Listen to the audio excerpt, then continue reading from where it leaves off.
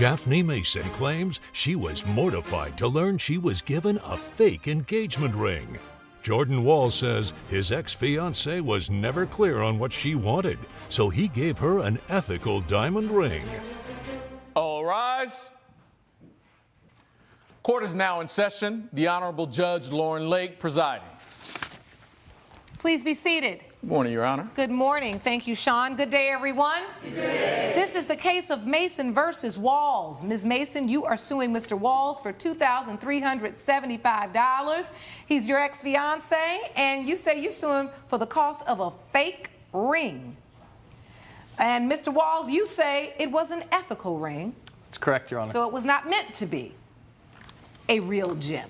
Correct. All right, so take me to how you all met and got engaged. Okay, so I and Jordan met 3 years ago in Aspire High Life, where I worked, and we were both going to the same university in Austin for business. And we fell in love right away. Like, we were both into nutrition and environment. Like, I have always been very environmental friendly, and he and his family have not been. But yeah, we fell in love, and after like 2 years, we moved in together. It was all like we had a really good relationship. And then eventually we decided on getting married. And so I'm from Germany originally, and I don't need him for marriage, but I thought it's nice, we love each other, like we should do that. But it was not even a romantic thing, which I think now looking back at it really bothers me. Your Honor, But, she yeah. did not want it to be a romantic thing. But I never said I didn't want it. Daphne, this is the basis of our relationship has been no gender roles, has been The basis of our progressive, relationship has been love, I hope. Of course. You are correct about that, Daphne. Yeah. But we met at the spa, you know, she always steered me towards non-cruelty products, towards, you know, as she said, I come from a family that is not super environmentally friendly, and she taught me about this, and that kind of formed the relationship that we have, or had, was environmentally friendly, was progressive, was no gender roles. So this was something that we spoke about. Okay, so we did, yeah, so this is what we did. So we agreed on getting married, getting engaged, and we said that both of us should have a ring, like an engagement ring and an engagement ring for me. All right. So I went, and you have to know that I don't have a lot of money. I come from, like, I don't have a support system. I live here by myself. He has a huge family. They're really rich. And Daphne, but you know yeah. I don't take money from my family. Yes, that's what I come from. Yeah, but you have I a support system. I don't. And I built my own business a year ago, and it's a small, tiny business. I don't have a lot of money. You know that. And we split you know I everything wanted to be fair. there for you. Get us to the ring. Yeah. So I went, chose like the most expensive, beautiful diamond ring for him. It wasn't the and most expensive. So you all were going to do something progressive, and you were going to buy A ring Mr. for Walls a ring for the engagement as well. Right. This is what we like. An We like the exchange of idea rings. that we It's both going to be have- an exchange. Correct. So you weren't going to wait until the wedding for an exchange of rings. You're going to do it now for the engagement. Well, we wanted to exchange engagement rings, and then And an you know, engagement of course, party. and Yeah. with an engagement party, and then we would exchange, you know, wedding bands. At the So you wedding. both agreed on that? We did. Yes, we And- like the idea, both of us. So what went wrong? So we planned a party, an engagement party, where we were to exchange the rings.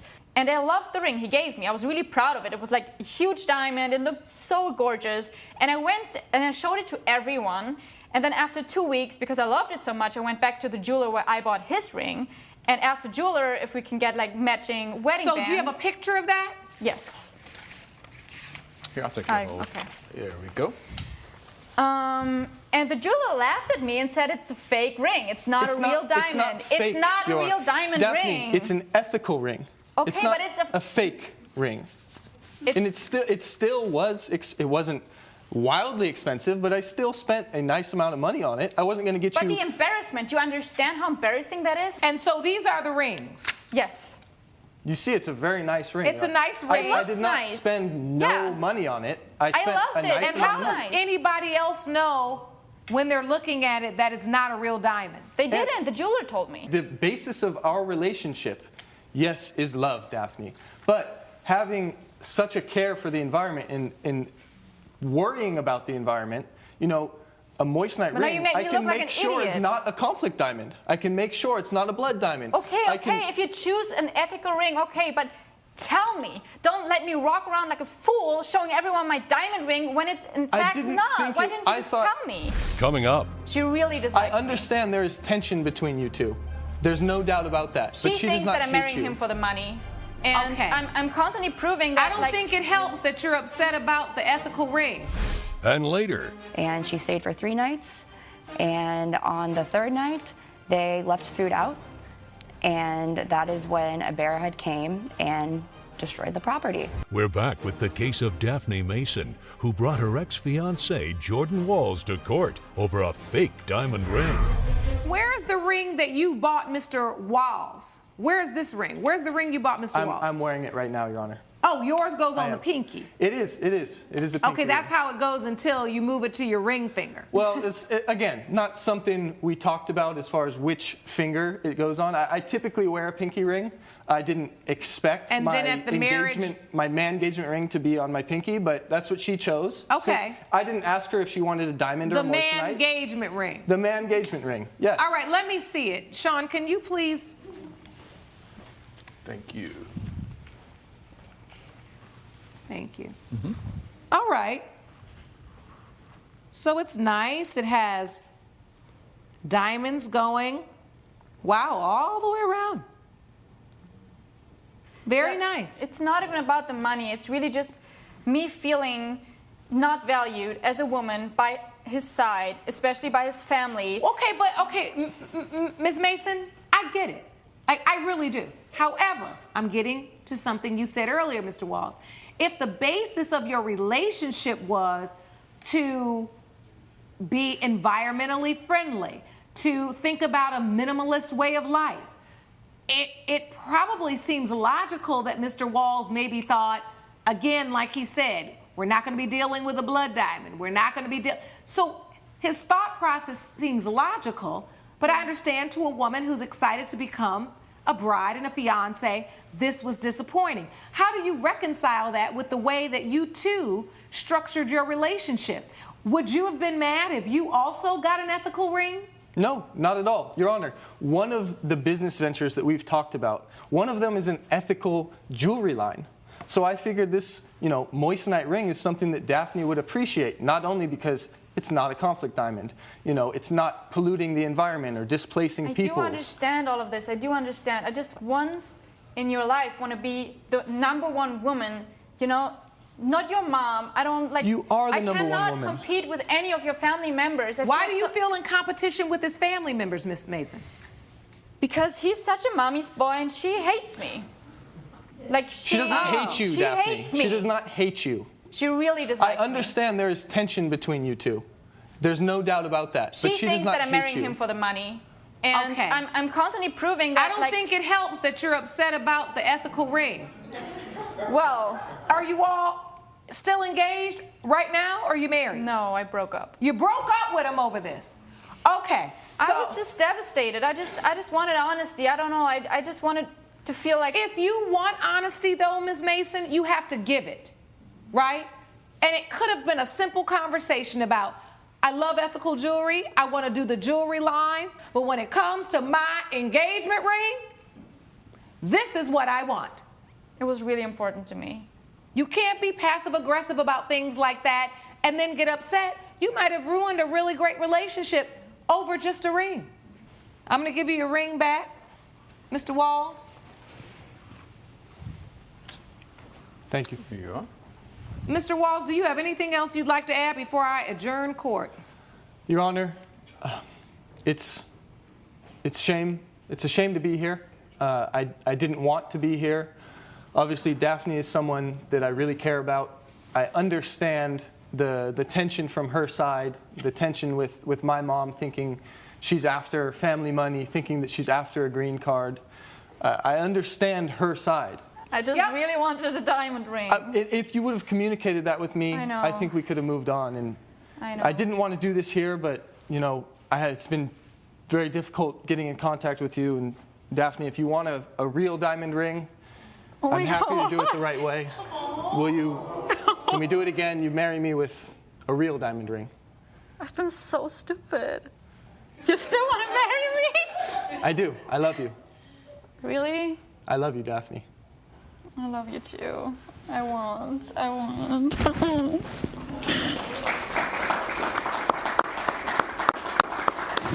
That is so cute. Put the ring on. You didn't do that right. Oh, excuse me. Yes. Go on your knee again. See, Yeah. this is, Your Honor, this is where You said stemmed you from- don't understand women. We're teaching you right Thank you. now. That's what we Thank said. Do it over. Do it over. Is it- Lord, you two, this is why I'm here. Right. Thank you. There Thank we you, go. Your Honor. Very Thank you. nice. No, thank you. I appreciate the fact that you all worked through a very difficult moment. And you know what, Ms. Mason? Honesty is the best policy. So with that said, judgment for the defendant. Court is adjourned. Judge Lake has ruled in favor of the defendant. The plaintiff's case is dismissed. So, how do you two plan on moving forward? Well, I'll choose the wedding rings, I guess. I guess we're back on track, and I'll be moving back into the apartment and out of my family's house, so that's good. Coming up, Did you sign a contract, Ms. Salas? I did. Did you bring it? No, I assumed that Miss Annalise would bring it, but I would like to state that there is no information about leaving food out. And that would help prove your case, so you shouldn't assume Ms. Raven is going to bring anything. Annalise Raven claims her vacation rental's outdoor space was destroyed by a bear after food was left out on the patio. Larissa Solis says the plaintiff's signage at the cabin was unclear. This is the case of Raven versus Salas. Miss Raven, you are suing Miss Salas for $983 in property damages. Is that correct? That is correct, Your Honor. And the defendant, Miss Salas, says you claim that her property had improper signage, correct? Yes, Your Honor. Let's start with you, Miss Raven. Why are we here? We're here because of Larissa's negligence. A bear has damaged my patio and pool. Okay, so what does that have to do with her? So, Larissa decided to rent out my cabin for a few nights. Do you and- rent out this cabin normally? Yes, I have been renting out my cabin for about 3 years now. Okay, do you know Miss Salas? I do not know her personally. All right. And she stayed for 3 nights. And on the third night, they left food out. And that is when a bear had came and destroyed the property. How do you know they left it out on the third night if you weren't there? So I have cameras outside, which she knows about for security purposes. That's when I had gotten a call from my neighbor saying they heard loud noises. And that's when I had then received a call from Larissa saying that there was a bear in the pool. Do you have the contract that she signed when she rented the place? I have the agreement and I have pictures from afterwards. Thank you. So, Miss Salas, you wanted to go stay at a cabin? Yes, I did, Your Honor. You wanted to just have a little fun in the wilderness? Yes, I wanted to stay for 3 nights at Miss Raven's cabin. I was having my bachelorette party, and I just for your wanted to- bachelorette? Yes. She never said that. Well, I only had 5 guests, my close friends and family, and Miss Raven met all of them. Coming up, One of my bridesmaids decided to go for a little dip in the pool. And once she went out there, she saw a bear was in the pool. we're back with the case of Annalise Raven, who blames Larissa Solis for a bear damaging her property. She says you left food out and a bear came. Yes, Your Honor. So, tell me about your party. Did you leave food out? Is this or is this not true? Well, so we stayed, the stay was for 3 nights, and on the third night, on the third day, actually, we were having lunch out by the pool. It was about 1:30, and then at about 4:30, we moved inside, and at 6:30, one of my bridesmaids decided to go for a little dip in the pool, and once she went out there, she saw a bear was in the pool. And she freaked out, she started screaming, ran back inside. We closed the windows, locked the door, and then we immediately called Annalise. I have a strict do not feed the bears policy. That could be scary. So you Yes. have a strict policy. Correct. And they Do know. not feed the bears. Correct. Wow. That was a big one. It must have been hot. You say don't feed the bears. Is that in your contract? So I have a sign in my kitchen, and I reiterated that to them It's a sign in the kitchen. A sign in the kitchen. But it's not on the contract. I believe that I don't see a contract for the stay. Do you have a contract for the stay, or you just have? I believe that there are the invoices of the damage and the pictures of the property damage. And no contract. Did you sign a contract, Ms. Salas? I did. Did you bring it? No, I assumed that Ms. Annalise would bring it, but I would like to state that there is no information about leaving food out. And that would help prove your case, so you shouldn't assume Ms. Raven is going to bring anything. Judge Lake's verdict when We the People returns. So we're here suing on property damages for a clause that really should be in a contract, that's not in a contract, but is posted in the kitchen. You know it's out in the woods, in the wilderness. You know that there are bears. So much so that you tell people don't feed the bears. But let's be clear. Some people may interpret that to mean let's not, purposefully and intentionally set food out to feed the bears, right? Because people need to understand if it's that much of an imminent danger, right? It needs to be in your contract. It needs to be posted everywhere. It needs to be posted on trees. It needs to be posted by the pool. But you don't have any signage or anything in the contract that tells people, all right, well, if you're not going to intentionally go feed the bears, let me give you another few enumerated situations that you need to avoid living here. You have not proven sufficiently that Ms. Salas should be liable for the damages to your property that the bear caused. Judgment for the defendant. Court is adjourned. Judge Lake has ruled in favor of the defendant. The plaintiff's case is dismissed. You got lucky. You can kiss your rating goodbye. Okay, well, I hope your marriage is just fantastic. It is, thank you. Okay. Megan Thomas claims the contents of her purse were ruined at the nail salon when an inebriated animated customer sent acetone flying.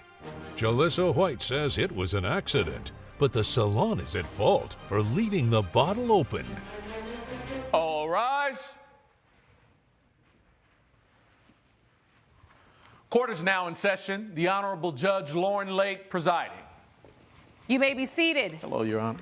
Good morning, Sean. Thank you. Good day, everyone. Good day. This is the case of Thomas versus White. Ms. Thomas, you are suing Ms. White for $636 for damages to your leather purse. Is that correct? Yes, ma'am, Your Honor. All right. So what happens? How is it that she causes damage to a purse of yours? Well, ma'am, Miss Lauren, again. Judge Lake. Judge Lake. Okay. That's all right. Miss Lauren is good outside of court, but we're in court, so is Judge Lake. All right? Judge Lake, as I was sitting down from getting my pedicure to get my manicure, the nail tech, Mr. Kevin, he brought me over mimosas because at this particular nail salon, they serve mimosas. Okay. Well, yeah. Those are the best ones. The best ones. Yes, yeah, I like the ones here, that with the little Sister orange here juice. was on her third. She was Miss on her White third. said with a little bit of orange juice, just a little bit. Just a little bit. That's how I like mine too. Yeah. Okay. Thank you, Your Honor. Okay. So, but go ahead. So we're having mimosas. Are you having one too? Yes, ma'am. I had one. Okay. Sister here was on her third, because mind you, she was already in the nail salon. That's the first thing she asked them, where's her drink? Yeah. When she walked through the door, she wanted her drink. You hear me? Yeah. She was ready.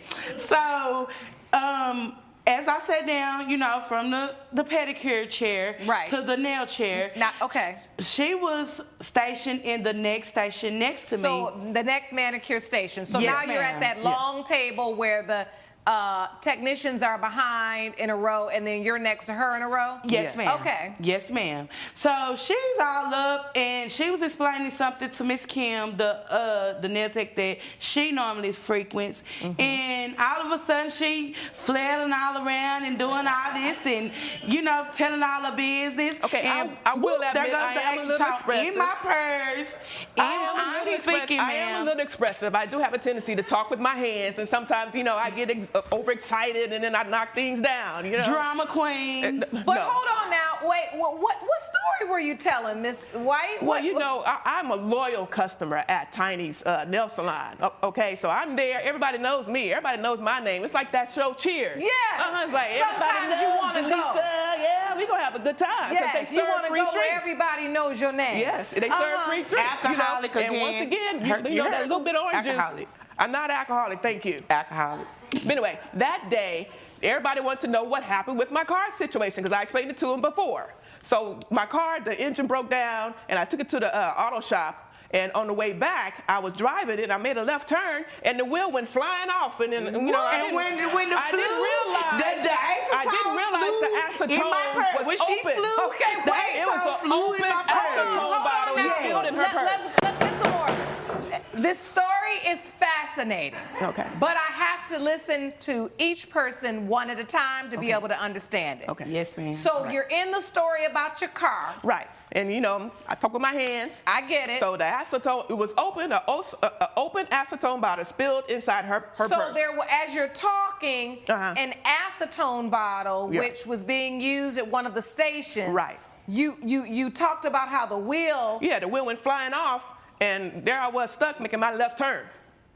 But your hand. Yeah, my hand went and hit it, and it spilled inside her purse, which she was next, I don't know, whichever one, but you know. Okay, so you admit your hand hit the acetone, it fell inside her purse. Right.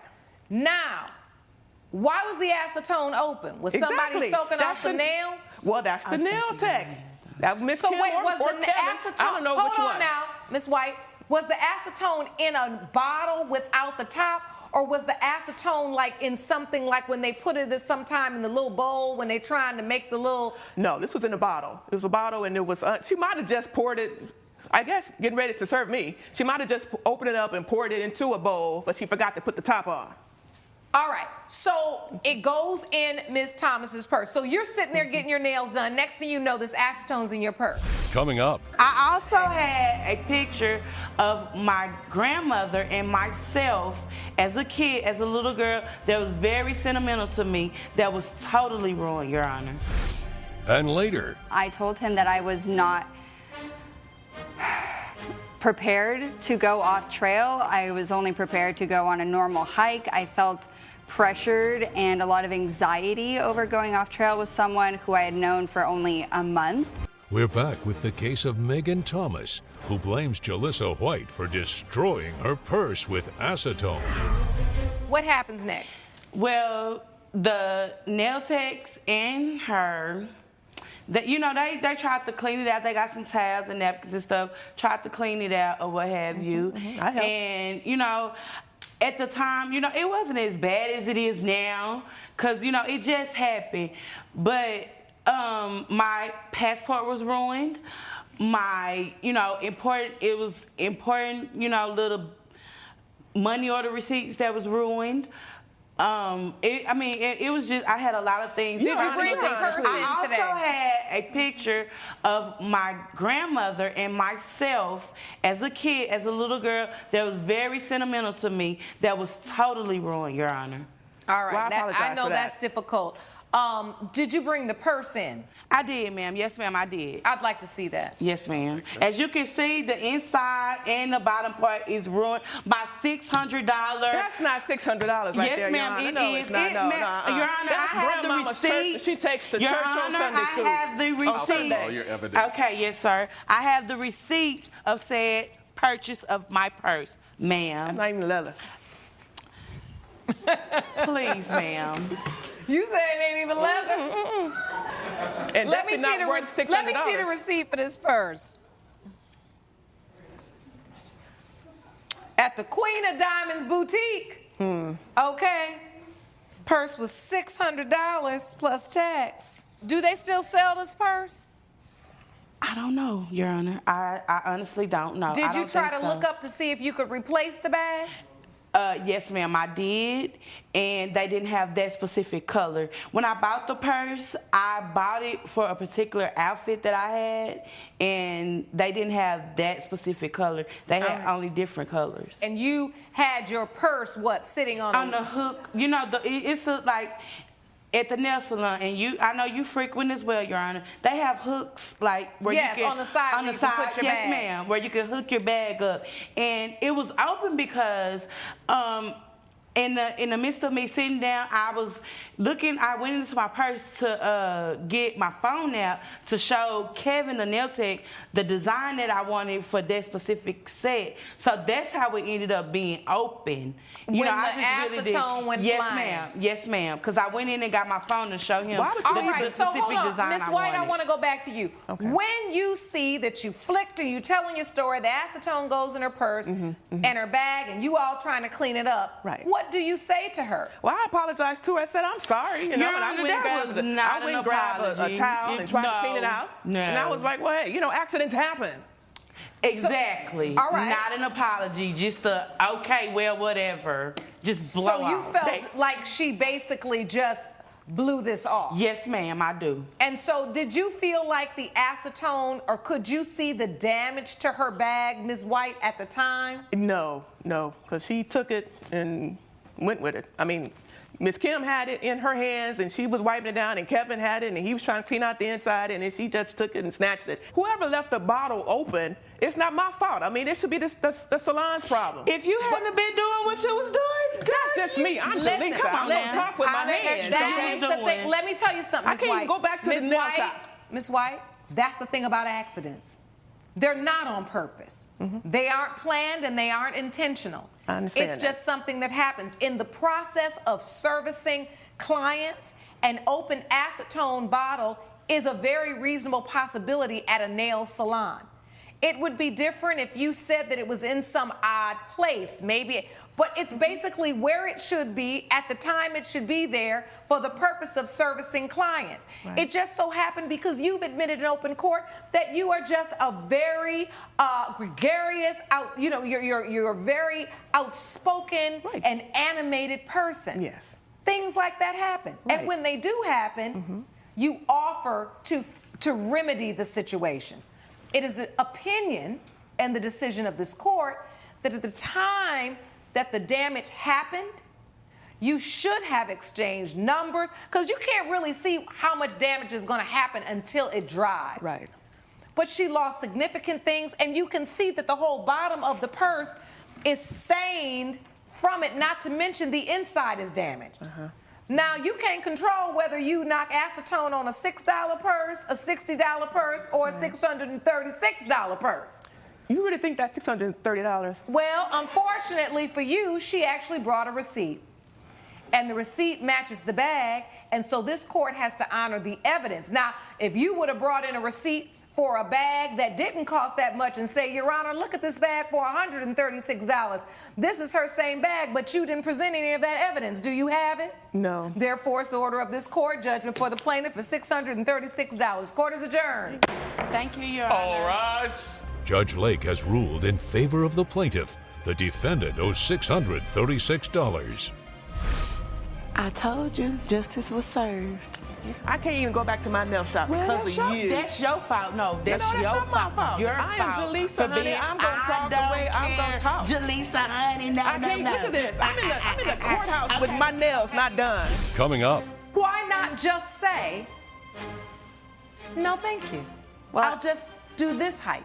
Well, I'm having a great time I told doing him I this. had reservations and that I didn't want to do it, but he just kept egging me on. Lauren Hopper claims her date pressured her to hike off trail, and while she was trying to keep up, she fell on slippery rocks. Chandler Howard says Ms. Hopper didn't object to the activity and told him she was an expert hiker. Good day, everyone. This is the case of Hopper versus Howard. Ms. Hopper, you are suing Mr. Howard for $3,075.50 for personal injury. Is that correct? That is correct. Tell the court, how were you injured? We went on a hike as a third date, and when he decided that we were going to go off trail to see a special surprise, I told him that I was not prepared to go off trail. I was only prepared to go on a normal hike. I felt pressured and a lot of anxiety over going off trail with someone who I had known for only a month. They were large rocks at the beginning, and then as we progressed further, the rocks got a lot smaller and more treacherous and slippery, and he was going much farther ahead than I was. I was much farther behind, and I felt nervous that he was going to leave me, so I tried to pick up the pace. So wait, he convinced you to go on this hike? You were nervous about going, and then he hiked way up ahead of you and wasn't there to spot you? Correct. What kind of date was this, Mr. Howard? It was supposed to be an adventurous hiking date, Your Honor. All right. You couldn't help the lady up the side I of was the staying canyon? close. Lauren had mentioned earlier that she was an expert hiker, so I thought she was going to do... when did she mention she was an expert hiker? Because she seems like a nervous walker. Coming up. I go into the water, and my foot gets caught between two of the rocks, and it twists one way, and I twist the other way. We're back with the case of Lauren Hopper, who brought Chandler Howard to court over a disastrous third date. Did you express any concern about hiking being the activity of choice for the third date, Ms. Hopper? No, I actually do like hiking. I have hiked previously in my life. So when he said the name of the trail, I said, that sounds great. And as soon as we hung up, I looked up the trail to get familiar with it. It was about a 2-mile hike round trip. I thought, that's fine, I can do that. It said moderately advanced. It wasn't an issue until he said, let's go off trail. Why not just say, no, thank you. Well, I'll just do this hike. Well, I'm having a great time I told doing him I this. had reservations and that I didn't want to do it, but he just kept egging me on. So we go off trail, and there's this rock bed that has a little stream running through it, and it seems fine at first because there's a lot of large rocks that are easily manageable, but the farther along we got on this trail, the rocks kind of spaced out and the water got higher up, so there was more slippery moss-covered rocks. Yes. I jumped from one rock to the next, and more like a little hop, and my foot kind of slides over the top of this rock, and I brace myself on my arm, but I go into the water, and my foot gets caught between two of the rocks, and it twists one way, and I twist the other way, and I yell out in pain, and that's when Chandler turned around and saw that I had fallen in. Why weren't you behind her? Why weren't you leading her? Why weren't you holding her hand, her arm, or why weren't you positioned so that if something did happen to her, she didn't have to yell for you? I thought she was going to be capable enough walking through this spot. I didn't think it was that big of a deal. So when you asked for her to go off trail, did you sense the hesitation? Was that obvious to you? She was a little hesitant at first, but I thought it was just because she had been to this spot before. She didn't really know where we were going. Judge Lake's verdict when We the People returns. This is what you call a terrible accident. The question then becomes, is Mr. Howard responsible for the accident? Or did you take the risk on yourself to go hiking in an area that you were unfamiliar with? You took the risk. Now, I'll say this. As a woman, you need to be empowered enough to say what you can do, how much you can do, and if you're not comfortable doing any more, that's okay. And I feel you. When you like a guy, you just want to hang out and you want to seem like the cool, easy breezy, beautiful girl, right? That's how it is. So I understand this. I hate that you got injured on the hike. I hope that you've healed, and I hope that you will hike again because it's a great way to exercise and find peace. But at the end of the day, you're responsible for your own injuries in this instance. With that said, judgment for the defendant, court is adjourned. Judge Lake has ruled in favor of the defendant. The plaintiff's case is dismissed. I think the judge made a correct, honest, answer here. I think it really shows who you are as a person. I was starting to fall in love, but I feel let down, so. I respect the judge's word, and I will take what she said to heart. Joseph Richter claims his ex-fiancée threw his engagement ring after they argued during a hiking trip, losing the ring forever. Daniel McEwen says he was overwhelmed by the heat, and it's not his fault the plaintiff can't catch. All rise.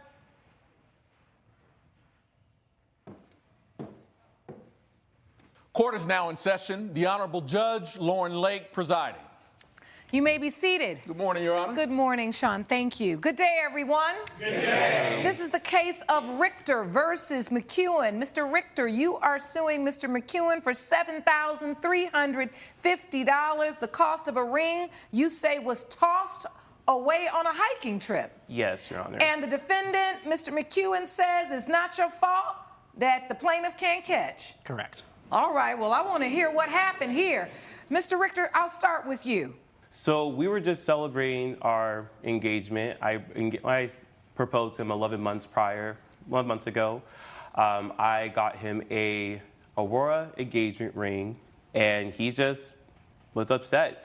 We got to our trip for Death Valley. I surprised him with the trip, made sure to have all of our supplies together, have emergency supplies all run together. Okay. By the time we got there, What'd you plan on doing at this trip? we were planning on going up to a destination, which would be on top of the mountain that we were going Okay, hiking so over. hiking. Yes, 14 hiking. miles, Your Honor.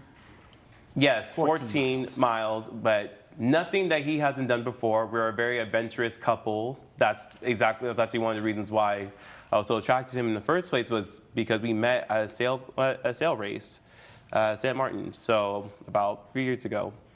All right, so you are an adventurous couple. Yes. Did you both plan this trip, or was this trip planned by just you and it was a surprise? It was planned by me, but as soon as I surprised him with the trip, he already knew where we were going. He knew the history of Death Valley, so I mean, he knew what to expect. Your Honor, I didn't find out where we were going until the day of, so it wasn't like I had much time to prepare. Oh, really. so it was kind of a surprise It was a trip. surprise, yes. That's the whole point of a surprise. A surprise trip. A surprise. So how would I prepare for a surprise? But you had one day, and even then, you could have said no.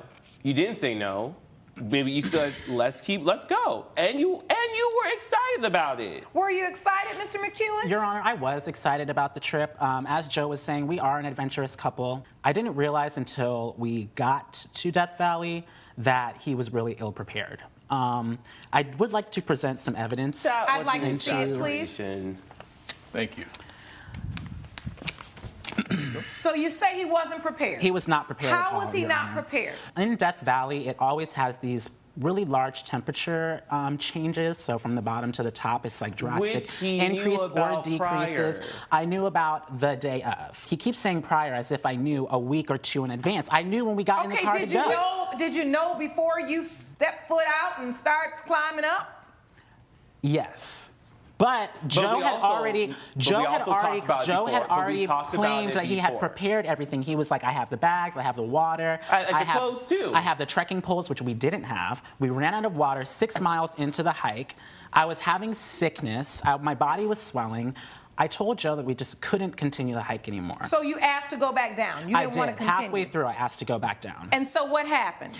We got into an argument, and I basically told Joe I couldn't do it anymore. So I took the ring off. I nodded to Joe that I was going to toss it to him. He nodded back. That is not what happened. And I tossed the ring. He threw his hands out. Definitely not what happened. The ring dropped on the ground. We both searched for about 5 minutes. And again, I was just in extreme. You tossed a ring on the side of a mountain you were hiking? I'm sorry, we searched for 5 minutes? I searched for 5 minutes. Yes, I did. I was going through extreme trauma and pain, Joe. You searched for 5 minutes. I told you that I wanted to let's get some order. Let's get some order. I want to understand this. What possessed you? I don't care how hot you were. I don't care. Why would you take the ring off? Because of an argument? My finger was literally swollen, Judge. As you can see from the evidence, it was 116 degrees when we started the hike. That is too hot to be hiking, but yes. But Your Honor, I want to also add that it was extremely hot that day, and it was not the normal temperature that it should have been, because that's the reason why we went out there during springtime. But did anybody check the temperature before you went up to see what it was going to be that day? You know, with weather changes, it fluctuates, so you never know until you actually get there some of the times. Coming up. You nod, or you didn't see the ring coming? I didn't see the ring. It's a ring. It's not like it's a baseball. He did not. Okay. No. Funny you say baseball. You play baseball, so you should have caught the ring. And later, I've tried talking to the pastor, and the only thing that he said is he's just going to pray for me because I need Jesus. I'm very approachable. You can talk to me. We're back with a dispute between Joseph Richter and his former fiancée, Danielle McEwen, over a lost engagement ring. What would possess you to take the ring off and toss it to Mr. Richter? The argument really was about my well-being. I just felt like he was inconsiderate of me and how I was feeling. Again, we're the only ones who are really on this mountain. So to continue to go to the top where I'm already feeling sick, if something happens to me, we're stuck there. How did the argument escalate so far that you felt like when you took this ring off to toss it to him, Mr. McEwen, you were deciding that it was over? Like you was ending the whole relationship on the side of the mountain? And the worst part about it... Well, it's just typical of how our relationship goes. You know, we go on all of these adventures. I'm sorry, and who blocked who? It's really because... Who blocked who? Because I was trying to talk to you. Can I speak, or are you just going to continue to do what you've been doing the whole entire time? Well, you did with me, so let me interrupt you. Mr. Richter. So hold on. Is this the first time you all broke up? Yes, in the 3 years that we've been together, Yes, exactly. We have never had an issue. We've always communicated everything. So at the point where you've gotten angry, you're hot, you're tired, y'all in the argument because you don't think he's respecting and cares about your well-being, you get so mad you take the ring off.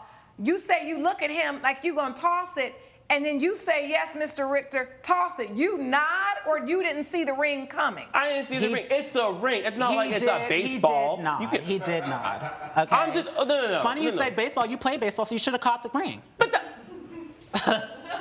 Boy, it's a ring, not a baseball. So, Mr. Richter, what I want to know is, did you nod and say to him? Yes, he did, Your Honor. I did not, Your Honor. He did. I didn't even know. At that point, we were arguing. It was heated. I didn't realize that he was going to take off his ring and throw it off. Because that don't even sound like an argument. Right. When you're arguing with somebody and you want to take a ring off and throw it, I mean, that's one motion. Off, throw. Your Honor, I wish that I could get you to understand Your Honor, I the also extreme want to add conditions this. that we Not were really in. only did he throw the ring, like you said, he spent the 5 minutes looking for that ring. I spent until it was dark as Your night Honor, it was before, so hot before out there, heading the down there. coyotes were like skipping across the burning And then sands. they'll make it worse. He goes all the way down the mountain, waits in the car, and then we start arguing, and then he breaks off everything. And so you never found the ring?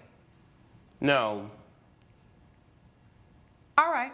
I would like to state, Your Honor, that the ring wasn't insured as well. As I already stated, yes, Does it was anybody not have a receipt for the ring? Do you have it, Mr. Richter? May I May I present see my it, evidence? please? Thank you. And so let me ask you this. When you came down the mountain and cooled off, did you all get back together? No. He actually blocked me. I reached out to him repeatedly before coming here today.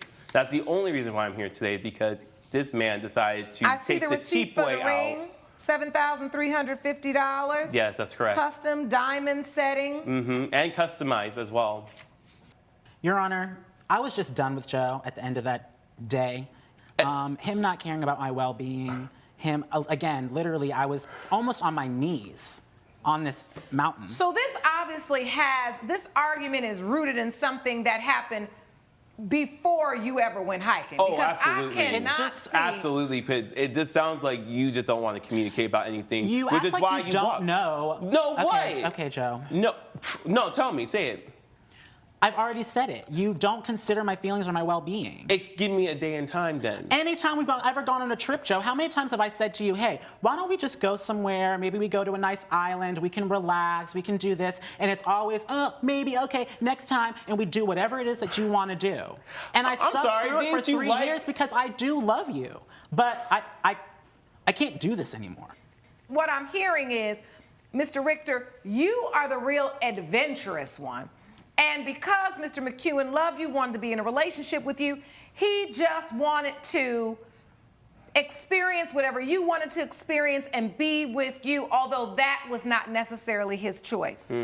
With that said, you know, Mr. McEwen, I can understand how this kind of hike would make you want to tell Mr. Richter to take a hike, right? I can see how you could be on the side of this mountain like, now see, now I done bit off more than I can chew, because I don't want to be here. I'm hot. I don't feel well. I'm scared, right?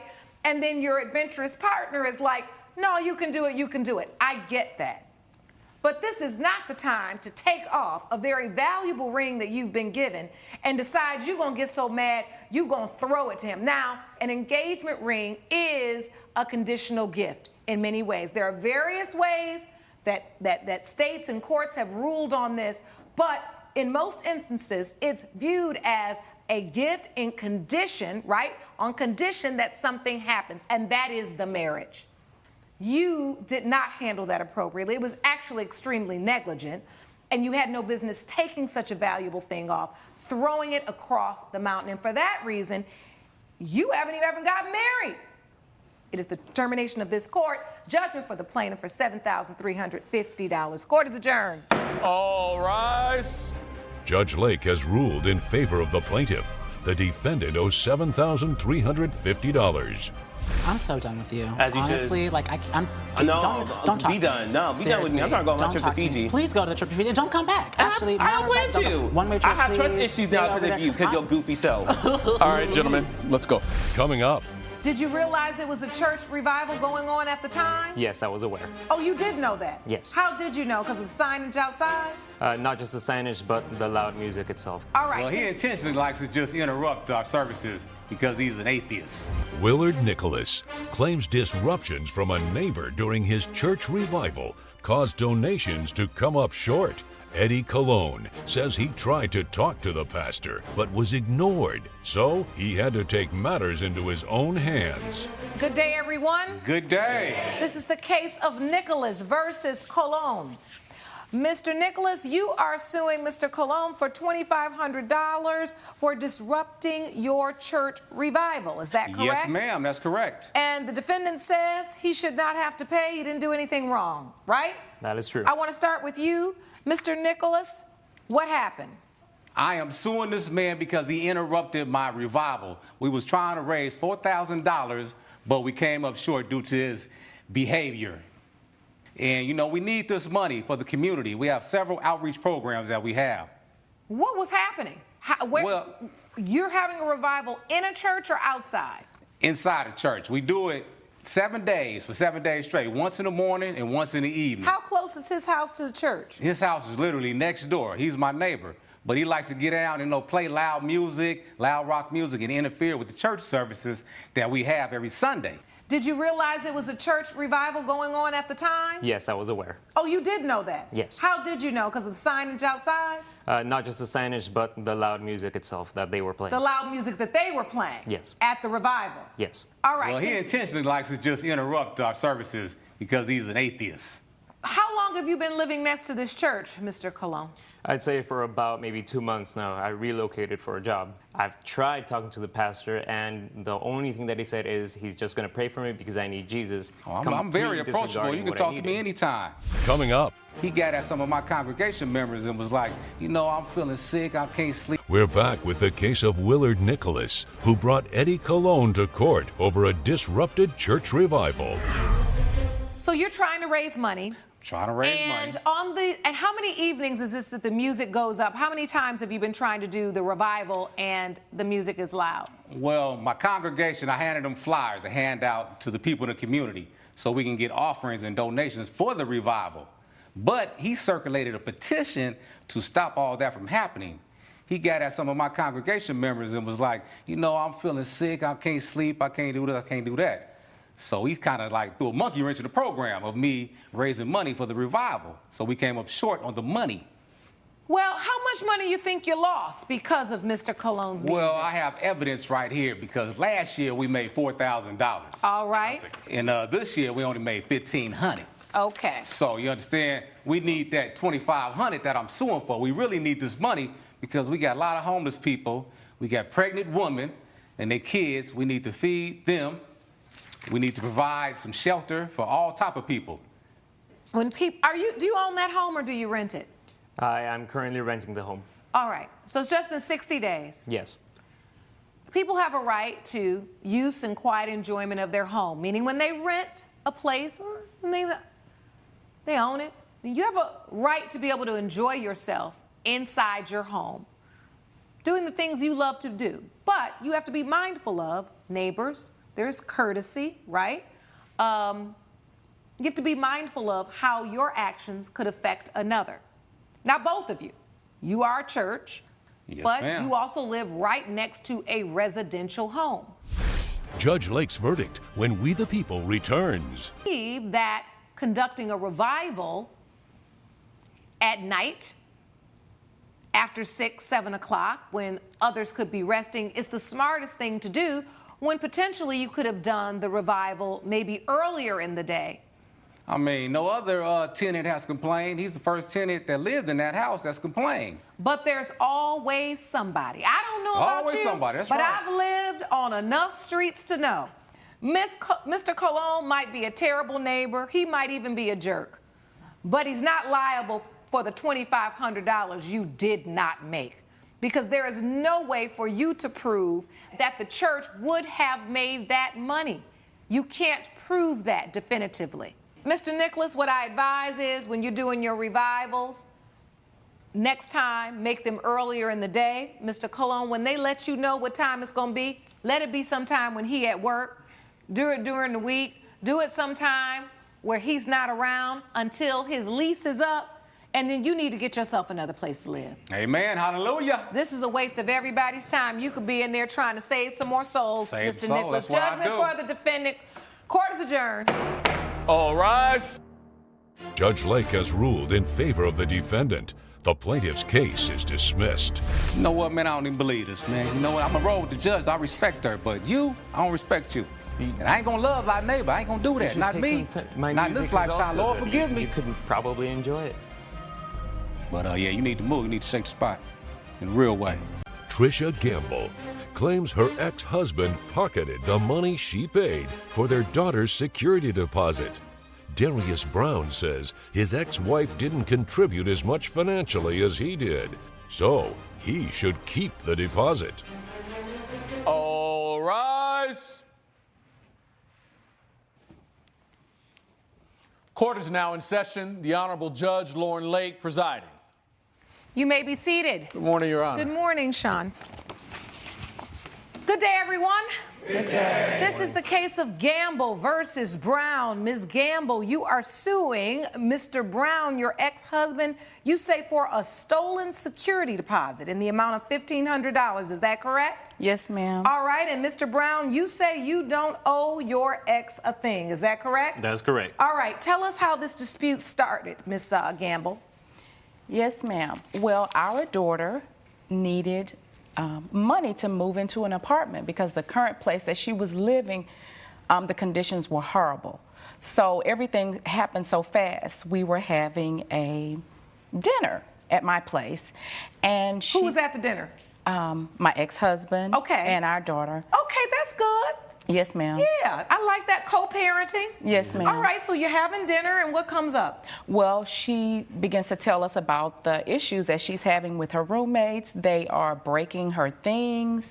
And this was like the straw that broke the camel's back. She told us that her roommates put dirty dishes in the restroom. They stained her sofa. Okay. Clothes. So they was nasty, and Yes. the vibe was off. Yes. All right, so Mr. Brown, you remember this dinner? Yes, I do. And you remember your daughter expressing that her roommates weren't really respecting her property and they were not very neat. Yes, I do. She had to get out of there.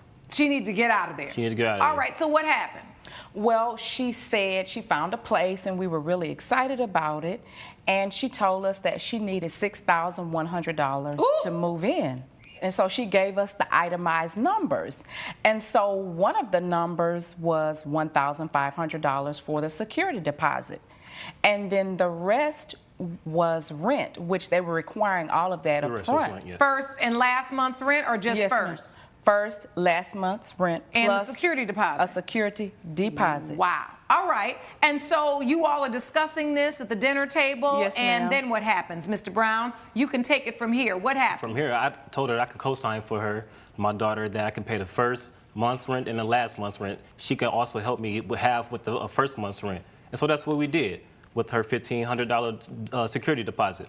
Daddy, you said this is what I'm going to cover. And what about the rest? You jumped in and said you going to do it, Mom? I jumped in at the word security deposit. All right. Did you bring proof to court that you paid the security deposit? Yes, ma'am. I gave my daughter a Zelle. All right. So that she could pay it because it was her name and her dad's name on the lease. All right. So you sent a I sent her the Zelle money. for Yes, your ma'am. contribution. Yes, ma'am. All right. And so here's proof of that. I see it here. To Ms. Brown, this will be a good time for me to hear from you, ma'am. Step up to the podium. You've already been sworn in, so state your name for the court. Hello, I'm Taria Brown. Hi, Taria. So you told your parents you needed $6,100 to move. And how old are you?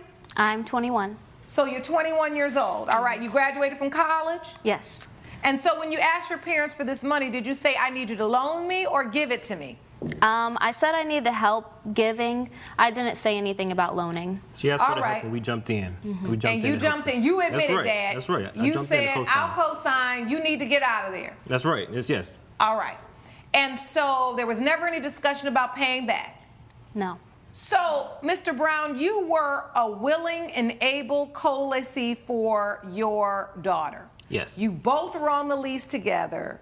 And did you have to give any money too? I paid half of the first month's rent and $2,300 to the last month's rent. The first month's rent, the half we both paid was $1,150. All right, so you paid $1,150. You said we both paid it. So did you split the $1,150 in half, or did you $1,150 in each half. pay $1,150, which would equal $2,300? We each paid $1,150 for the first month, and then we went to the leasing office and paid that. The last month I paid that too. So altogether, I paid $3,450. All right, and you did that willingly? Of course, this is my baby girl. All right, so what happens, Ms. Gamble, where you decide you needed to sue for this $1,500? You know, most people know the word deposit means you put money down, you get it back if you return the That's what you place think you get it back. in good order. So, And did you make that clear that I'm going to give this $1,500 security deposit because I want my money back when you move out? Did you say that? No, she did. Coming up, Why didn't you say, oh, remember your mom gave the security deposit, I got to give her this $1,500 back? Because she's already doing her thing. Like the money was owed to me because she didn't help it with anything else. And later, I did not know that he was going to be aggressive and absolutely go Cujo on my door and destroy it. It's not the during case, that Your time. Honor. It's not the truth. we're back with the case of Trisha Gamble, who brought her ex-husband, Darius Brown, to court over a stolen security deposit. what I said was, I will help with the security deposit with the understanding that when they got it back, I would give it. That's why I put it on the Zelle, security deposit. So how long did you live in this apartment, Ms. Brown? I lived in this apartment for about a year. For a year. And so, Mr. Brown, I'd like to hear from you. So once you and your daughter, you guys are both on the lease, when you get the money back, the security deposit, why didn't you give it back to Ms. Gamble? Well, because I told my daughter here that she could just pay me the $1,500 and she don't have to worry about that from the last month's rent. And she's all clear. So why? Because your daughter was supposed to you split the rent as well as both being on the lease, so you always paid the Right. $1,150 every month or just on the first month? I paid every month. So even the $2,300, like I said, I spent $34 in initial fees, and I didn't get any return on that. So that $1,500 that she gave for the security So every single month, your daughter's portion of the rent was $2,300, Yes. and every single month you paid $1,150. Every single month that she lived there. Yes. And that was you and your daughter's agreement. Daddy gonna pay half, you gonna pay the other half. Yes. And your testimony is that when it was time to get the security deposit back, It was my money because I was on the cosign that whatever damages or whatever money that she did not pay, that money was incurred to me because I was on the lease. so when the security deposit came back, did you damage the property in any way? No. So you got the whole $1,500 back? Yes. So when it came back, why didn't you think of dear old mom who said in the beginning, I can afford to give the security deposit? It slipped through my mind. I mean, it's been a year since I was living there, so I wasn't thinking about it. Mr. Brown, why didn't you say, oh, remember your mom gave the security deposit, I got to give her this $1,500 back? Because she's already doing her thing. Like, the money was owed to me because she didn't help it with anything else throughout the year that she was there for the lease. Did you all make an agreement at that table that she was supposed to help with the monthly rent? She said that she was going to help with the security deposit, and that was it. Oh, so why did you assume that she was going to help with anything else but the security deposit? I just assumed it was good faith. my mom. Yeah, you know. Well, in good faith, she did give it. She sent the Zelle. Okay, and in good faith, I didn't receive what I thought I was supposed to be owed to, so that's why the $1,500. Oh, you feel like because you paid month after month after month after the month, that the mom should have said, hey, well, I got half on that too. Because I didn't get anything in return on my investment. Well, I don't know what investment you made. The $34.50 initially, in order to help my daughter get this place. You know, without my cosign, she wouldn't even have an apartment. And so you feel like the mom came up short. She didn't do the right thing. well, She should have given. Yeah, she came up short. Did you know that your ex-husband was paying half of your daughter's rent every month? The only thing that I understood was he said, I got the rest. So in my mind, I'm thinking, you got the rest. That means for me, don't worry about it. Just focus on what my part is. So I figured they would handle whatever the rest was outside of my $1,500 security deposit. That's the rest. Ex-husband. That's the rest. I took care of it. I took care of it. I heard enough. And this is very layered. Mom, I think you had the right idea. I'll help you with the security deposit. You figure it out. If that's what you need, all right. But what you didn't do was make it clear that, and when this is over, I want it back. Because you knew your name wasn't on this lease. So you knew that check wasn't going to come back in your name. But I can see that if you're having dinner with people and you think you have a co-parenting relationship that's solid, you could reasonably assume, and they understand that I'm going to give this for now, and when it comes back, it's going to come back to me. Well, Mr. Brown, you over-contributed so much paying half this rent all of these years that you think you are owed something. And the truth is, I do believe you're owed something, but it's not from your ex-wife, it's from your daughter. At the end of the day, I believe Ms. Gamble did say she would give the security deposit with the expectation, the reasonable expectation, at the end of that, it would be returned to her. For that reason, judgment for the plaintiff for $1,500. Court is adjourned. All rise. Judge Lake has ruled in favor of the plaintiff. The defendant owes $1,500. $1,500. It's all right. You just go ahead and take it. Take it. Thank you. You should have did that in the beginning. Sure. We wouldn't have been here. Please follow me. Thank It's you. okay. Well, I mean, what's $1,500? You're gonna It's sue my me for $1,500. Yes, thank Come you. on, how you gonna do this to me too? I just wish y'all wouldn't fight so much. Coming up, It was the 4th of July weekend, and we had an agreement that he was to look after Bruce, my dog, the pit bull, and we came into it knowing that he kind of gets a little frantic over the holidays, especially when it comes to fireworks. Michael Lane claims he agreed to dog sit over the 4th of July weekend, but his good deed left him with a damaged door. Ashley Johnson admits his dog can get a little frantic when he hears fireworks, which is why he couldn't be left alone. Good day, everyone. Good day. This is the case of Lane versus Johnson. Mr. Lane, you are suing Mr. Johnson for $500 in property damages. Is that correct? That is correct, Your Honor. And the defendant, Mr. Johnson, you say Mr. Lane broke and breached the agreement, right? That is correct, Your Honor. All right, let's start with you, Mr. Lane. So I agreed to watch the defendant's dog, which I had gotten to know pretty well through some nice walks from my neighborhood, and agreed to watch him for a 3-day weekend. I did not know that he was going to be aggressive and absolutely go Cujo on my door and destroy it.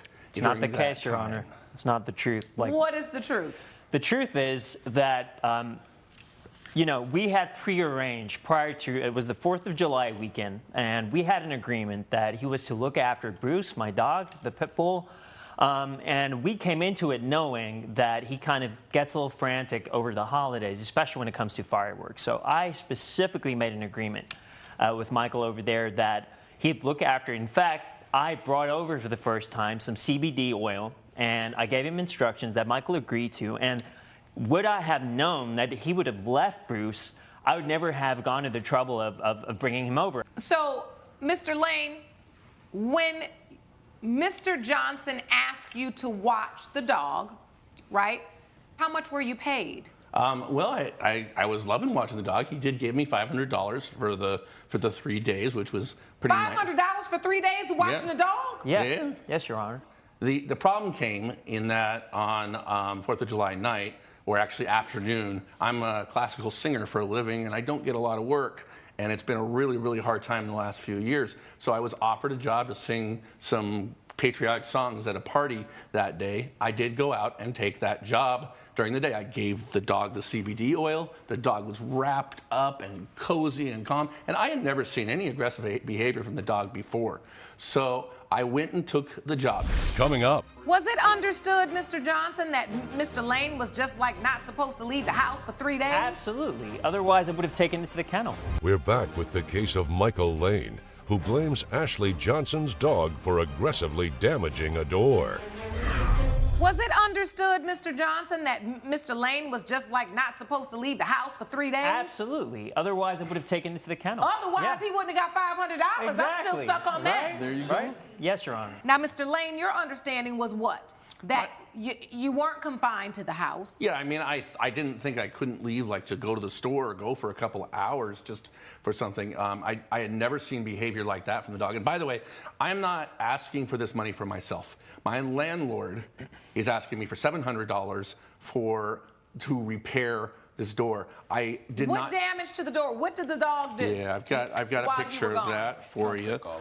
There you are. Okay, you can take the whole thing. Yeah. All right. Mm-hmm.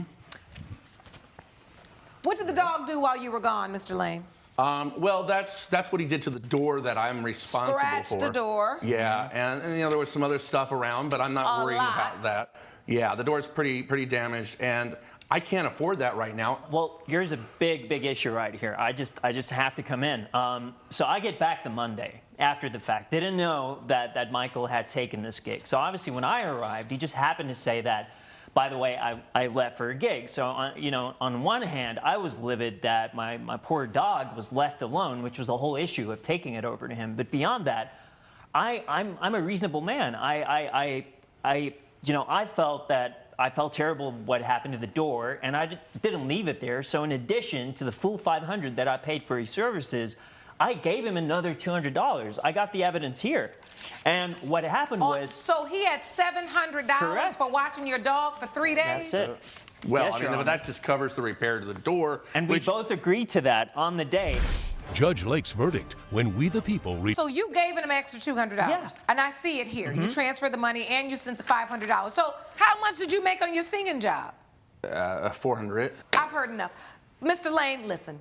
When you take on a responsibility, then you are obligated to perform that responsibility to the best of your ability. In this instance, I believe that the $400 you're still going to have, even after you pay for the damage in your apartment, is more than enough, considering you breached the duty of care that you owed to the dog based upon the agreement you made with Mr. Johnson. For that reason, judgment for the defendant. Court is adjourned. Judge Lake has ruled in favor of the defendant. The plaintiff's case is dismissed. I apologize, for leaving him alone. From my side, I'm sorry for the damage caused, but for me it was the principle of breaking the agreement. Do you think he'll be able to watch the dog again? Absolutely. Serena Cox claims her brother ruined a romantic evening she had planned by scaring her date away. Bruce Cox says he was doing his sister a favor as her date from the mailroom had a bad reputation. All rise. Court is now in session. The Honorable Judge Lauren Lake presiding. You may be seated. Hello, Your Honor. Hello. Good day, everyone. Good day. This is the case of Cox versus Cox. Ms. Cox, you are suing your brother, Mr. Cox, for ruining your romantic date. Is that correct? Yes, Your Honor. And Mr. Cox, you just say you are a protective brother and just doing what you're supposed to do. That is correct, Your Honor. All right. Let's start from the beginning, Ms. Cox. What date is this? Who was this date with? So, Your Honor, my date, Mr. River, I've been having my eye on him for months, and he finally said yes to a date. So. Oh, you asked him out? Yeah, I asked him out. And you had him an eye on him where? Well, he works in the mailroom where I work at. I work in the C-suite, so. He's a mail boy. Your Honor, can I finish? All right, so you work at a company, he works in the mailroom, you've been having your eye on him, and you ask him out. Yes, so I asked him out, and he says yes, so I planned a date. That's how I got my job. I planned things, so I planned the whole date out, and it was completely ruined by my brother. All right, so tell me what the date entailed. Well, we're getting on the train. I spot my brother Bruce, and he gets on the train with us. So he come along with us, and he's talking. How does your brother even know you're going on a date? Exactly. He came out of nowhere. He comes out of nowhere. He spots me. I spot him. He comes out of nowhere. Now he's on the train with us, right? And he's all on my date like, hey son, let me talk to my sis, and makes my date sit across from me. How did you know where the date? How did you know anything, Mr. Cox? This is purely coincidental. I was just going home, and I spot my sister on a train with this Steve Urkel looking guy. Don't do that. And that's pretty much how it happened. I do not know this guy. I mean, I know of him. His name is in the street as, he's a player. He's a macaroni guy. He's Don Juan. A macaroni guy? Yeah, he's the macaroni guy. He's Don Juan. He's slick with the tongue. Oh, like a Mac and girl. He's a Mac, yeah. Oh, all right. So what'd you say? I just said, I asked Mr. Mailroom here to slide over so I can talk to my sister. And I kind of let her know that this guy's a player, and I just try to warn her, look out for her. That's how you asked me to move over? So when you saw him, you were like, oh, I don't want my sister with him. Absolutely. All right. And so, Ms. Cox, when he says something to you about your date, what do you say back? See, that's the thing. My brother, he's always been looking out for me. He's always been taking care of me. So it's like, I said okay just to shut him up because he will not be quiet. He's going to keep talking until he gets his point across. All right, and then what happened? You're on the train. Does your brother keep going with you, or do you get off the train and proceed on the date that you've planned? Yes, we get off the train very shortly, and Bruce is following us to the restaurant that we go to. So now we have this third wheel. We go into the restaurant, and keep in mind, I already pre-reserved the spot, I pre-reserved the food. So, yes, everything is pre-reserved, so we get to the spot, and my date, he's all in my face. He's all in my date's face. Sorry. He's all in my date's face. And my date ends up asking to go to the bathroom, and he never comes back. And now I got Bruce in my face like, see, sis, that's why you didn't need him, like telling me that. So your date, who is your witness today, ended up saying, okay, well, I want to hear from him directly. Please stand, sir. Yes, ma'am. Come on, Mr. Mailroom. Step up to the podium. You've been Your Honor. sworn in already. State your name for the court. Your Honor, my name is River Wilkins. All right, Mr. Wilkins, so Ms. Cox asked you out on a date. You all work at the same place. Yes, ma'am. You all get on the train and get ready to go on a date, and then you see Mr. Cox, or Mr. Cox comes up to you all. Have you ever seen Mr. Cox before? No, I've never seen him before. Do you know him? I've heard about him because, like she said, she said she had her eye on me, but I also had my eyes on her. I just had no idea she would Your Honor, ever how can come you up. see her from the mailroom? See? Are you serious? See? That's easy. Right. That's easy to do. You being condescending now. Once Mr. Cox, confronts you, what happens after that? Well, it started on the train when he first confronted me saying, well, he said that, hey, move over, let me talk to my sis. He said he was like, move over, little boy, let me talk to my sister. And my reaction was, I want to show her that I'm not flustered, or I won't let anybody make me feel uncomfortable, so I just moved over. So you never said a word. Did you ever tell Ms. Cox what he's saying isn't true? Or Ms. Cox, did you ever say, hey, is what my brother's saying true? I didn't believe him. All right, so both of you all just blew it off. Coming up. I asked him a couple questions. That's it. Yeah, he asked me 2 questions, all right. He asked me the last time I had sex and my longest relationship, which is crazy. I mean, I think those are fair questions. She hasn't even asked me yet. Those are fair questions, Your Honor. Clean. And later. He's not on business meetings. He's going out on dates. So you're saying now he's taking advantage of your friend and she's working and paying all the bills after he made her quit her good job. We're back with the case of Serena Cox, who brought her brother Bruce Cox to court for ruining her date. So you get off the train, and then what happens? So we get off the train, and now I got my brother following us, so it's like, okay, here we go. He following us. Not. I guess he's gonna be a third wheel. I mean, I can't really do too Your Honor, much. I just didn't follow them there. They're painting this whole picture like I'm stalking them, and I just interjected myself. That's not what happened at all. Oh, were you She there? asked And me if to so, go. how? Yes, Your Honor, I was there. And how did you get there? I went in the train. She asked me to pretty much go with her. Did you ask your brother to go with you, Miss Cox? Absolutely not. Your I did Honor, not. She asked me to go with her because she figured if I would go, he would be intimidated and he would leave. And that way, she didn't want to have to waste her time. He was thinking all of that in his head. That whole conversation was all in his head. So you decided to go to dinner. Did he sit at the table with you? He did. He sat at the table, Your made Honor, my would I date sit come across from from work? me. Why would I come from work to then go on a date with my sister and Mr. Melrome? That's what we want to know. Right. Because you were there. She asked me to be there, Your Honor. All right. And so you then took it upon yourself to scare him away to the point where he goes to the restroom and never comes back. I wasn't scared. All I asked him was a couple of questions, Your Honor. I asked him a couple questions. That's it. Yeah, he asked me 2 questions, all right. He asked me the last time I had sex and my longest relationship, which is crazy. I mean, I think those are fair questions. She hasn't even asked me yet. Those are fair questions, care, Your as long as Honor. you're clean. Those are All fair right. questions. So you on everybody's nerves, Mr. Cox. How does this end? He leaves, and then what happens between you and So, your brother? Now I'm having a date with my brother. And I love my brother to death. He left because he didn't have any money to pay for the date. I already paid for it. That's what I'm trying to tell you. I already paid for it. So wait, hold on now. You're at dinner. You're suing for $1,297. That's an expensive date. Do you have any Exactly, Your evidence as to what do. you paid for? I do. I mean, It wasn't that's an just a- expensive it wasn't first just a date. dinner, I'll take Your all Honor. of your evidence here. Gotcha. Thank you. It wasn't just a dinner. It was Jill Scott tickets. It was a dinner. And if things went as planned, let's just say I had a little surprise at the Sweet Hotel downtown North Philly. Hotel? What you mean hotel? Yeah, the hotel. You yeah, had- the hotel. I'm grown. No, you're not. Yeah. Ain't no you had the hotel. trifecta going. You was ready. Oh, no. See, that's No, what- she wasn't, Your Honor. She was Yes, not ready. Yes, I was. Yes, I was. No, you wasn't ready. That's the problem. That's what we know is you not ready. She grown. So you got the concert tickets, $250 each. Dinner was $388.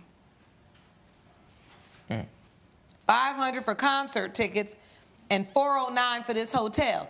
Now, did this hotel that you got, did you get it where you could cancel it if you cancel before a certain time, or did you get it so that you paid for it in advance and got the better rate? Because I know you can do that. You only could cancel it within 24 hours. So, yeah. It was gonna be So canceled It was anyway. too late. No, it was wasn't. gonna be canceled You didn't even anyway. know about All right. it. It was gonna you be mad? canceled. You mad? Did you take your brother to see Jill Scott? Yes, I did, Your Honor. So you and your brother went to see Jill Scott. Yes. And you just lost the money on the hotel. Yes, everything was already paid for. It's not like I can just, cancel the tickets. It was last minute. Well, since Mr. Melrome / Mac Daddy left, I mean, I had to eat. She had to eat. I thought we were having a great time. Oh, you the one who ate All most right. of the food. I don't get it. Mr. Cox, it is obvious from the smirk on your face and just from the way that you want to throw little digs at Mr. Wilkins that you just didn't want your baby sister to go out on a date with someone that you had heard bad things about, but they were just rumors. You had no idea. For all intents and purposes, Mr. Wilkins was ready, willing, and prepared to at least go to dinner and go to the concert, maybe even the hotel.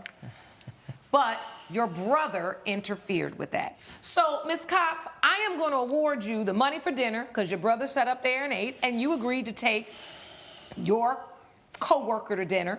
That's $388. And I'm going to award you the $250 because he went to see Jill Scott with you and should have paid for his own ticket because your date could not go. I'm not going to award you your ticket price because you actually did go to the concert. You scared off my date, Your Honor. I know he's scared off your date. Now, if you had gone You're just home and scary lost looking. out on the concert, I might have awarded you the entire $500, but you went to the concert, and I've seen Jill Scott before, honey. She puts on a great show, so you enjoyed yourself, even with your date gone.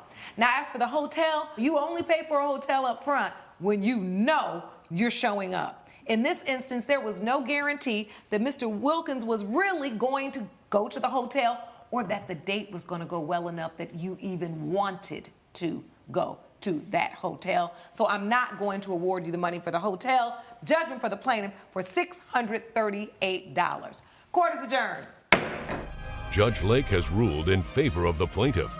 The defendant owes $638. All right, you can go ahead and have your little mailroom man. You know, that's fine. You know. That's okay. But he 600 should be is just man enough enough. for another suite. He should be man enough to pay for the date and whatever you guys decide to do. That's fine. I'm paying for the next 10 days, so don't even worry about it. All right, You it's don't gonna be have to worry expensive. about You it. might get your new job there, mailroom. Coming up, So it came to a point where she believed she was pregnant, and she came to him with this news, and he accused her of infidelity when he's the one committing infidelity. Christy Petra claims she bought a plane ticket to help her friend leave her predatory boyfriend, but she never did. Helena West says her friend's gesture was a gift, so she could decide whether or not she wanted to use it. Good day, everyone. Good day. This is the case of Petra versus West. Miss Petra, you are suing Miss West for $1,398 for the cost of a plane ticket. Is that correct? Correct. And Ms. West, you say that ticket was a gift. Correct. All right, I'll start with you, Miss Petra. What happened? She met this guy named Liam. Liam, in a word, is literally the worst. He's a predatory older man. He's more than 20 years older than Helena, Your Honor. He convinced her to leave her stable, good job that would lead to help promote her dreams in the music field to join a music marketing company that he created. All right, Ms. West, you were dating an older man. Did you quit your job? Yeah, I quit my job to help Liam. We were gonna start a music marketing business together, and he told me that I just needed to help him, and we were gonna be really successful. They went under. They lost all their money, and they were living together as a couple at that time. Was it a made-up company, or was it just an unsuccessful company? An unsuccessful company. So it didn't work? It didn't work, but Liam is out networking currently in Miami. And, you know, he's finding the connections, and we're gonna make it work. This is the problem, Your Honor. They don't have any money, yet he's out on a yacht in Miami. Like, he's clearly taking advantage. While he's gone, he's forcing her to work all the time, multiple extraneous hours to try to pay for both of them. And in Miami, he's not on business meetings. He's going out on dates. So you're saying now he's taking advantage of your friend, and she's working and paying all the bills after he made her quit her good job. Exactly. Coming up, Why did you leave that part out? I went to visit his family, and they weren't very accepting. we're back with a dispute between Christy Petra and her friend Helena West over the cost of a plane ticket. So it came to a point where she believed she was pregnant, and she came to him with this news, and he accused her of infidelity when he's the one committing infidelity. She needs to get out of that situation. Yes, so it's the holidays. I'm in a different place. She's alone. I say, here, if you make me a promise, you will leave him. I will buy you this ticket last minute so you can go to Pennsylvania and be with your family for the holidays. We'll get you back on your feet, find you a job, and start your life fresh. When she offers you the plane ticket but says, now, if you take this plane ticket, you got to leave this man alone, you said okay? Well, I don't really remember because it was such a blur. I was really emotional. I was crying. I was a wreck. And now, why were you emotional and crying and a wreck? Well, I had just told Liam that I thought I was pregnant with his baby, and that's when he accused me of going out and seeing other guys. And so he said he didn't think it was his? Yeah, he said. All right. So for you, Miss Petra, that was the last straw. Mm-hmm, absolutely. She was crying. She was desperate, heartbroken. I couldn't stand it. Can you please hand me any evidence you may have? Absolutely, Your Honor. Thank you. Thank you. Do you have any evidence to present to the court, Ms. West? No. Nothing. Okay. So this is the plane ticket for $1,398 going to Philly Airport. So you all had an exchange. I see you presented here, Ms. Petra. Ms. West, you said you didn't know what to do, that Liam basically kicked you out of his family home. Why did you leave that part out?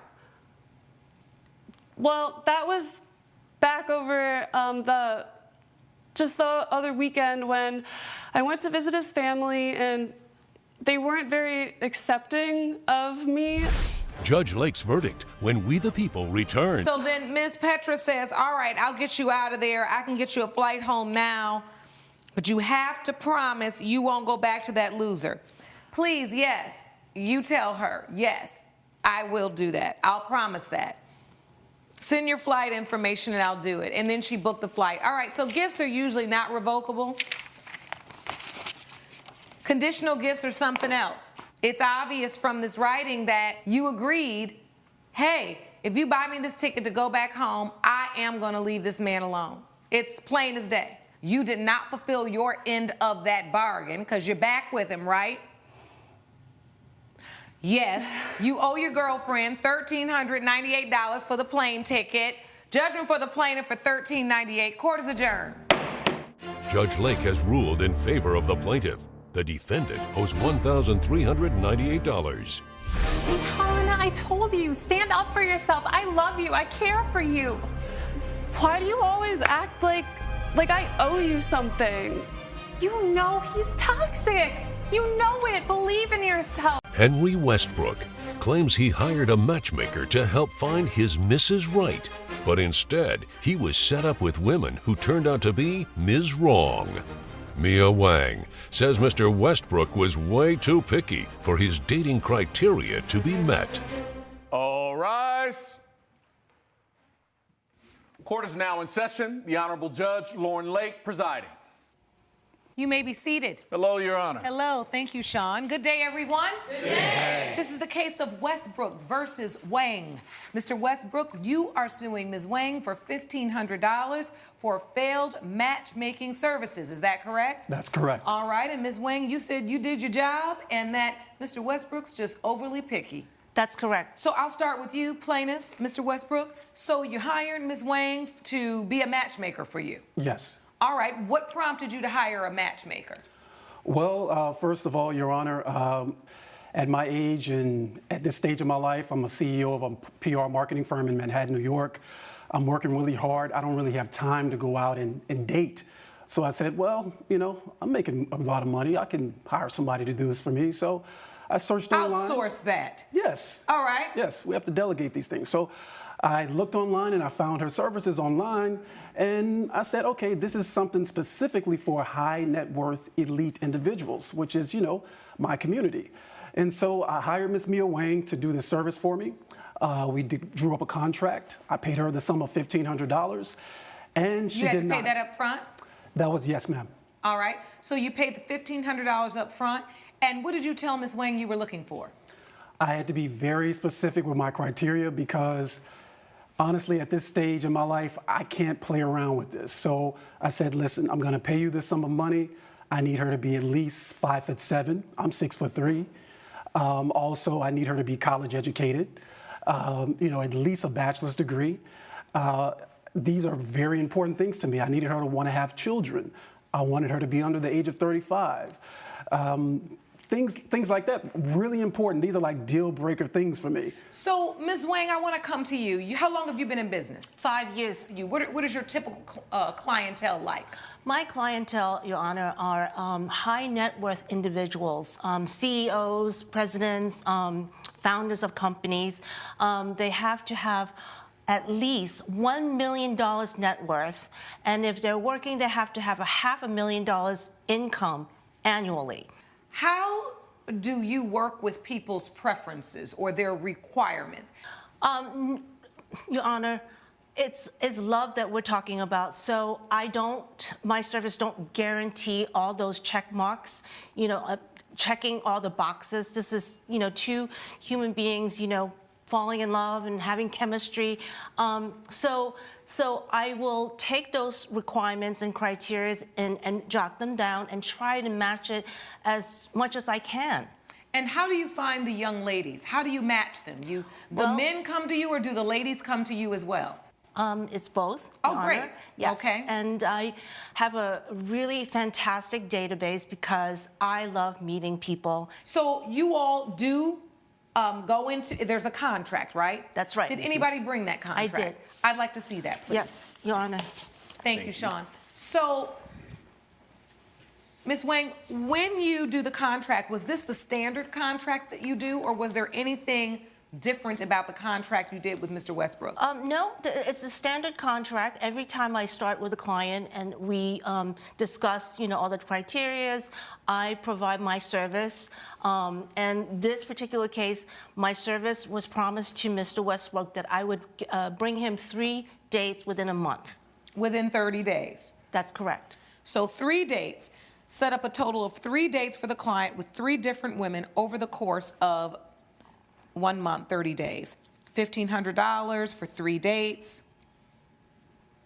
Okay, I see this here. So let's talk about the dates, Mr. Westbrook. What was your first date like? Your Honor, it was a fiasco. Oh, really? To be honest, just in all actuality, I'll give Ms. Wang this. The young ladies were beautiful. They were attractive. But out of my list of criteria that I specifically outlined to her, that was the only thing that she got right. Coming up. The moment before we went downstairs, she stood up off the bar stool at the bar. She was like with shoes on, maybe 5'3". And what's wrong with that? And later. Now, your son ended up getting hurt. I had told Mr. Jakubowski, I don't want Daniel on this, just so you know. I went to the store one day, I come back, Daniel's on there, and Rob is coaching him up there. We're back with a dispute between Henry Westbrook and matchmaker Mia Wang over failed matchmaking services. I don't see the criteria in the contract, though. So is the criteria done in a separate piece of paper? The criteria was done in our meeting, verbally. She said, I work with clients like you all the time. The elite individuals of your high net worth and your high value. I work with you guys all the time. I know what you want. I know what you need. I can get it for you. She guaranteed And you agreed to that and signed the contract? I did. Okay, so your first date you said was a fiasco. What happened? On the first date, I agreed to meet the young lady at a rooftop bar at the top of one of the hotels in Manhattan that I like to frequent. And upon my arrival, she was already there. We shared a lot of smiles, a lot of laughs. We shook hands. We were at the bar having drinks. Just had a really good time, actually. A good vibe was going on. And so as the night went on, I said, well, did you want to maybe go downstairs and maybe walk Times Square, see some of the sights? And she was like, yeah, let's do it. So we went downstairs. And the moment before we went downstairs, she stood up off the bar stool at the bar. She was like with shoes on, maybe 5'3". And what's wrong with that?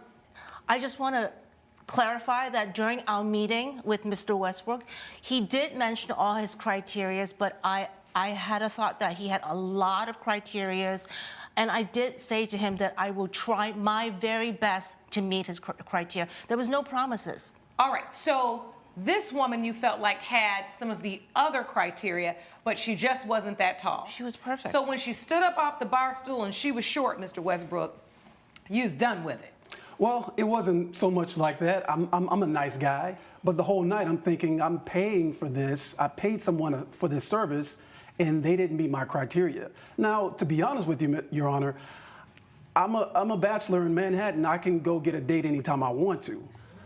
However, I paid Ms. Wang specifically for this service with criteria attached to it. She didn't provide that. All right, so tell me what the second date was. What was wrong with the second date? On the second date, just to cut to the chase, the young lady, we were sitting at the coffee house having coffee and, having a talk and getting to know one another. And in the middle of the talk, she explains that she didn't, she barely graduated from high school and she never went to college.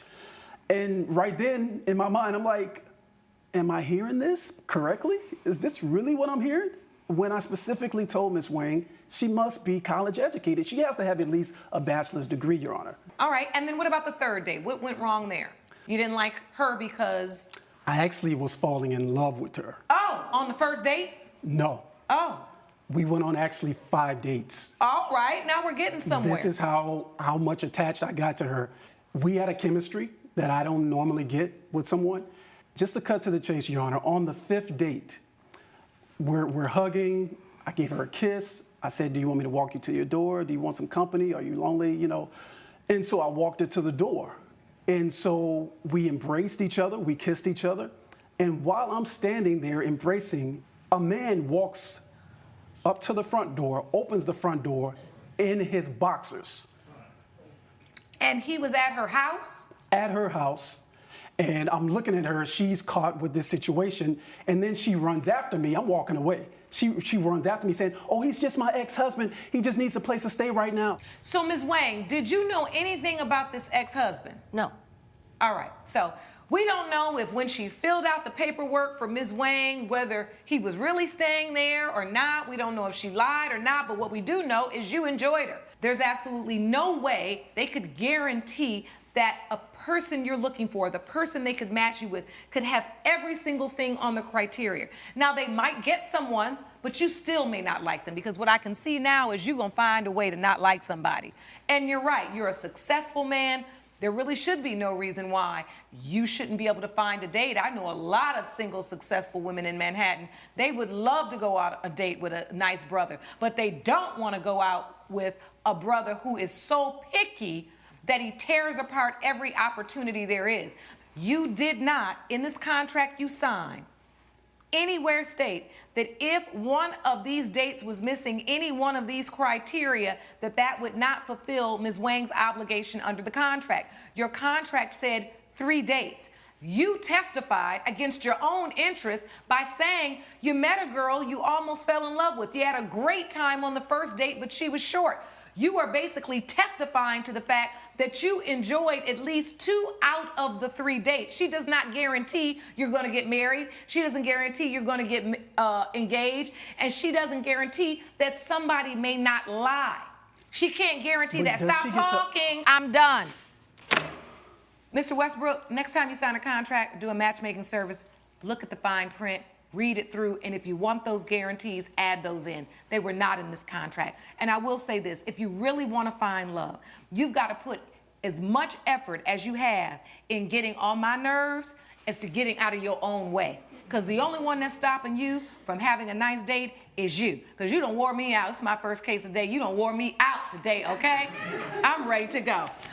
Your case is dismissed. Judgment for the defendant. Court is adjourned. Judge Lake has ruled in favor of the defendant. The plaintiff's case is dismissed. I'm just glad people are going to see that you're running a scam business. I run a legitimate business with 95% success rate. And you don't Mr. provide Westbrook, that. I am sorry that you are just shutting yourself out of love opportunities. Coming up. And it's the adults' responsibility together, collectively. We're part of an HOA to protect the children. No, it's your job to protect your child. You're the mother. Wendy Saperstein claims her neighbor is to blame for her son's injuries after he installed an unsafe climbing wall in his yard. Rob Jakubowski says the child trespassed, which is why he was injured. Good day, everyone. Good day. All right, this is the case of Saperstein versus Jakubowski. Ms. Saperstein, you are suing Mr. Jakubowski for $1,370 for your son's medical expenses. Is that correct? That's correct. And Mr. Jakubowski, you say her son was trespassing. Is that correct? That's correct, Your Honor. All right, I'll start with you, ma'am. What happened? Basically, about a year ago, Rob had put a little jungle gym in his front yard, and the children loved it. They were climbing all over it day and night, and he was letting them climb all over it. And The children in the neighborhood? The children in the neighborhood. Including your child? Yes. How old is he? 10. 10, and what's his name? Daniel. Daniel. Yes. Okay, so the kids in the neighborhood, there's like this thing in the front. Did you bring a picture of it? I did, actually. Okay, let me see. So it's in the front of his yard, and the kids want to play on it. He lets them play on it. Right, and they love it. Oh, okay, so it's kind of like a rock climbing thing. Right, but I mean, look, the mat doesn't even cover the whole pavement. You could just fall off and break your head open. And it's on the pavement, period. You put that there for what? For the neighborhood kids to play on, or because you enjoy this kind of rock climbing activity?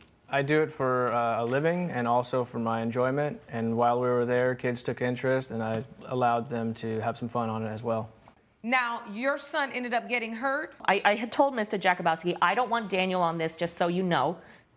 I went to the store one day, I come back, Daniel's on there, and Rob is coaching him up there, like against my wishes. And so for that reason, I'm part of the HOA. I looked up the rules. It said, you know, you can't have garbage in your front yard, so I had him remove it. and then he put it in the backyard. Coming up. You tell me you never asked him. No, because he was in a time of pain. I didn't want to accuse him and raise his stress level. We're back with the case of Wendy Saperstein, who blames her neighbor Rob Jakubowski for her son's climbing injuries. So you complied. You moved your climbing wall to your yard. Is that correct? Yes, Your Honor. All right. And once you moved it to your yard, is your yard fenced in? It is now. After I put it in there, I put a fence around it with no trespassing signs and a lock on the door. So you lock the door, no trespassing signs. I see the fence and a lock to make sure they cannot get in.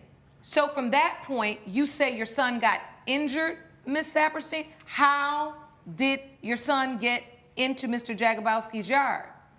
Well, I don't really know. I just know that he came to me crying, and he said that he was climbing on the thing just like he had always been allowed to do in the past when it was in the front yard. And he couldn't move his arm. It was limp, and he was covered in bruises and scrapes.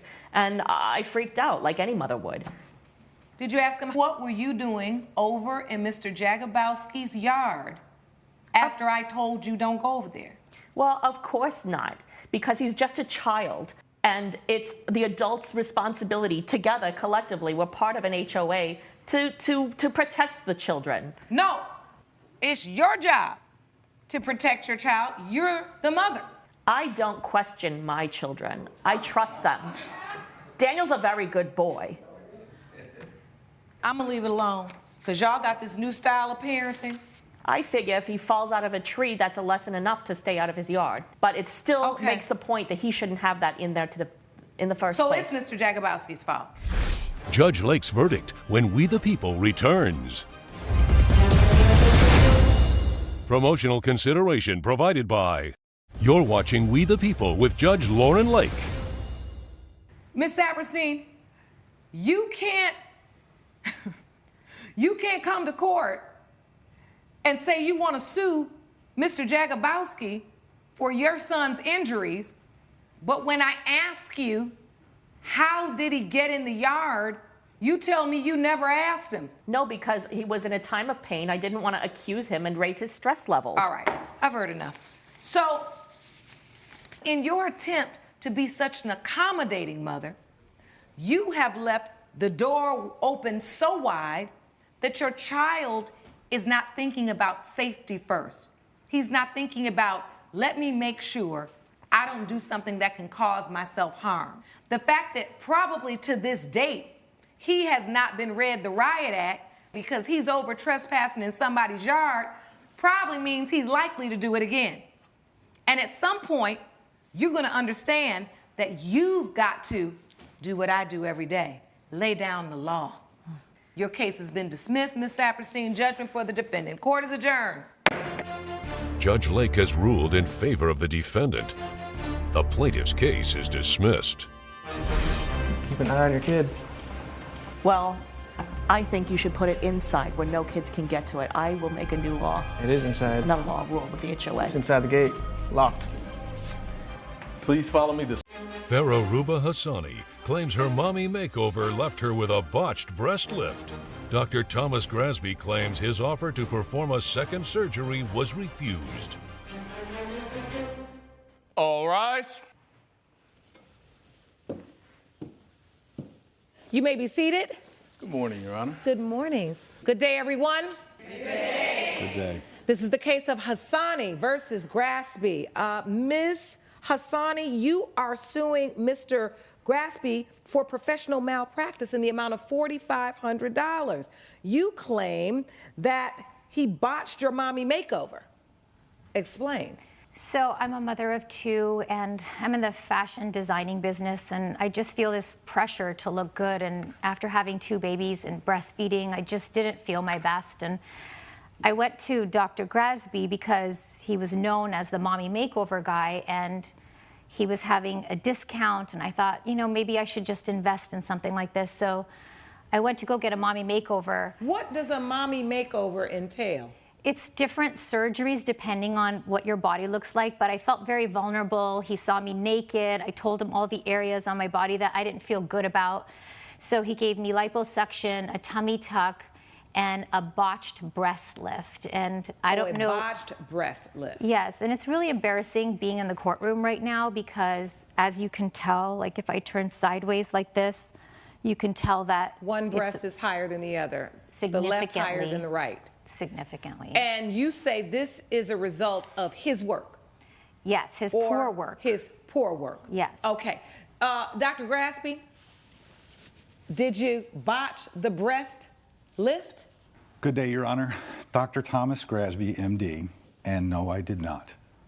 Talk to me about when you saw Ms. Hassani in your office. She wanted a mommy makeover. Is this something that you do often?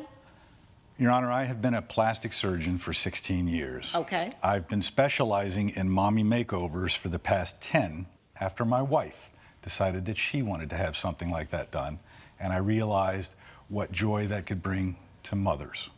So I've specialized in it for 10 years. I've done over 1,000 and probably thousands of plastic surgery procedures as And a does whole. the mommy makeover, is it always the same three? No, it is not. It is those three areas, but not always the same procedure. There could be breast augmentation, there could be breast reduction, there could be a breast lift, there could be other types of things. But when you included in saw Ms. Hassani, you came to the conclusion you would perform lipo, tummy tuck, and a breast lift. Is that correct? that. Yes, ma'am. She testified that she's satisfied with the lipo and the tummy tuck. Is Yes, that ma'am. correct? It is the breast lift, which I can see from here, that one breast is higher than the other. She says she's dissatisfied with that. How do you address that? Your Honor, people heal differently, and people heal at different rates on different parts of their body. I explained some of the procedural things that she needed to be aware of, some of the dangers and some of the things that What are the dangers? Just as I said, people heal differently. Swelling in different parts of the body can reduce and change the size of things. How long ago was this surgery? It was a few months ago, and can I please show you what it was supposed to look like after the healing process, Yes. which you said was only 3 weeks? Yes, thank you, Sean. You can tell that one breast is significantly higher than the other. And then when I looked at my stitches and my scars, I noticed that on my left breast, there were a lot more stitches and there was barely anything under my right breast. So I really don't think he did much work. I think he lifted one and forgot Your to do Honor, the other. she got what she needed on Really? both All right, so I'm breasts. looking at this evidence you presented, and I can see that the left breast is significantly higher than the right. Now, how long after your surgery was this picture taken? 3 weeks. 3 weeks. And that is now not you're unusual, at 3 Your Honor. months. I'm at 3 months and nothing is looking any different. He's talking about swelling. All the swelling is gone.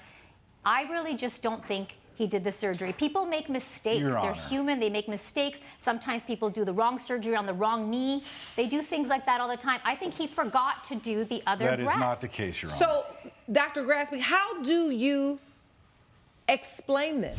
Coming up. Now he wants me to come and pay $2,900 more to get one breast lifted. That Your is Honor, she his demands a mistake complete in the refund. first place. And I am not willing to give her a complete refund. She is here. I'm a 5-star practicing surgeon. And later. And she very flippantly said, yes, please, thanks, and rushed out. We used to be Did you closer. tell her yes, please, thanks? I said thanks because I wanted to get rid of her. I wanted to go away for the weekend, and she was being a pest. We're back with the case of Farah Ruba Hassani, who blames Dr. Thomas Grasby for her botched mommy makeover. Why would you think that she would be satisfied with one breast sitting higher than the other when the whole point of her coming to you is to have you restructure it so she felt more confident? Your Honor, it is not usual, but it is not unheard of for a patient to need an adjustment after the swelling and everything has gone down. Sometimes a patient will need to come back for a slight So did you tell her adjustment. she needed to come back for additional work? I did tell her that she had the option to come back and that He wanted to charge me again. He wanted to charge me $2,900 No, Your Honor. after I already spent No, Your Honor. $4,500. No, Your Honor. He wanted to charge me So it was $2,900 $4,500 for the breast for the lift mommy, alone. the mommy No, makeover. ma'am. For the whole mommy Yes. makeover. And now he wants me to come and pay $2,900 more to get one breast lifted that Your is Honor, she his demands a mistake complete in the refund. first place. And I am not willing to give her a complete refund. She is here. I'm a 5-star practicing surgeon, well respected. Yes. And she is trying to Your smear Honor, my and name. while I understand that, Dr. Grasby, I am struggling to understand why, after you performed a surgery that you can obviously see didn't yield the results a woman would want them to yield, why you would not then do the extra work that you say might need done, but for free. May I present this, Your Honor? Please do. What is that, sir? Your Honor, that is what the bill would be from the hospital and the anesthesiologist, which I have no control over. I have offered to give her corrective surgery, I an don't want you adjustment, touching an my body adjustment, again, okay? You which already is messed it up one rare, time. So you're but not saying unheard that you basically are not going to charge for your services, And I have but no you control are over the going to hospital. have to pay the hospital cost of $1,500 and the anesthesiologist $1,400. That's why you said it would be $2,900. which I have no control over, Your Honor. This is the bottom line, is that I can look at this woman and see clearly that one breast is significantly lower than the other. When a woman comes to you for a mommy makeover, she expects to be made to look better than when she came in. And I have offered No, to but correct what you should do is offer the service within the price paid, because within the price paid, you are saying, I am going to perform the service well, and if that doesn't happen, you should be reperforming it until it is up to reasonable standards. And This is not I have reasonable. offered to do that, Your Honor. But and for she's been a fee. unreasonable. Not my fee. I have offered to do it for free for her. I have no control over the anesthesiologist. I have no control But that over needs the to come out of hospital. your pocket. And Your Honor, Why wouldn't that come out of your pocket? because I don't believe. You know why? Because you were already not charging enough for the services in the first place. And Ms. Hassani, you should add a red flag. As soon as you heard $4,500 for 3 surgeries, that don't make no kind of sense. He said that he normally has it at $9,000 and that they were doing a special, So and now that's my why I took question to you- advantage of it. This doesn't make any sense.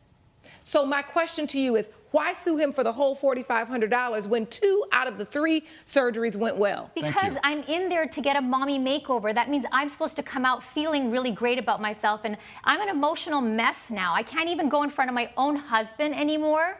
I don't feel comfortable, even though he makes me feel beautiful. I don't feel beautiful anymore. And have you done any research, and can you present to the court what it would cost you to have this reconstruction done at another surgeon?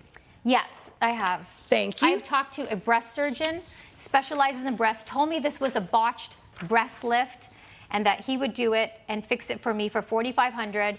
He said... So this doctor says just the breast reconstruction is $4,500. Yes. From what I have read, heard, and understood, for the people who I know who have had it, this is the price for one breast that I think is more realistic than an entire mommy makeover, $4,500. You have to accept some culpability in this, Ms. Hassani, because I don't think you did your due diligence. And I don't think I knew enough about these surgeries. I think I just put myself out there and I trusted him. Listen, every sale ain't a good bargain. But I am looking at this woman. This work that you've performed on her is not up to standard, Dr. Grasby. You should have wanted to get this fixed immediately. You should have not even want her running around town talking about Dr. Grasby did my mommy makeover. Your Honor, I had to So have her... looking at what I can witness here, this is the best evidence that you could ever offer. That's not done right. And for this reason, judgment for the plaintiff for $4,500. Court is adjourned. Judge Lake has ruled in favor of the plaintiff. The defendant owes $4,500. You shouldn't be doing anyone's surgery, okay? You don't know what you're And doing, you know what? okay? You walked into this with your eyes open, and clearly you don't understand the risks, and you didn't follow medical advice. I told you Medical what needed to be advice? done. Look at I me. told you I was I willing look to do it, ridiculous, and you okay? have walked away. Coming up, Do you often go on other people's property in the neighborhood if you see something suspicious? Yes, only if it's merited. Her Honor, may I know I talk a lot, so just stop me if you feel I am. Don't worry, I will. Lynn Rye claims her sprinkler system was broken after she caught her neighbor snooping. Martha Loken says she was concerned there was a possible intruder at Ms. Rye's house. Good day, everyone. Good day. Ms. Rye, you're coming to court today because you claim that the defendant, Ms. Loken, should pay you $2,000 in property damage. You claim that the defendant broke your sprinkling system when she was snooping around your house. Is that correct? Yes, it is. Explain. We've been neighbors for about 10 years. Ms. Loken has a habit of snooping around people's property, and I went for the weekend, and when I came back, she was in the backyard, and I went out there to confront her, and she claims she slipped, but she stepped on a sprinkler. So you go outside to confront Ms. Loken, what, to ask her, why are you in my yard? Exactly. And so how many times have you caught her snooping or being present on your property? Well, she's our neighborhood watch person. Are you this neighborhood watch? Yes, but not because I wanted to be nosy. Do you often go on other people's property in the neighborhood if you see something suspicious? Yes, only if it's merited. Her Honor, may I know I talk a lot, so just stop me if you feel I am. Don't worry, I will. Okay. Go ahead. Okay, so basically I was taking my dog Wally for a walk, and as we were walking, I noticed that the side door that leads to her backyard was ajar. So that was already a signal for me to be And it's usually closed? Yes. Okay.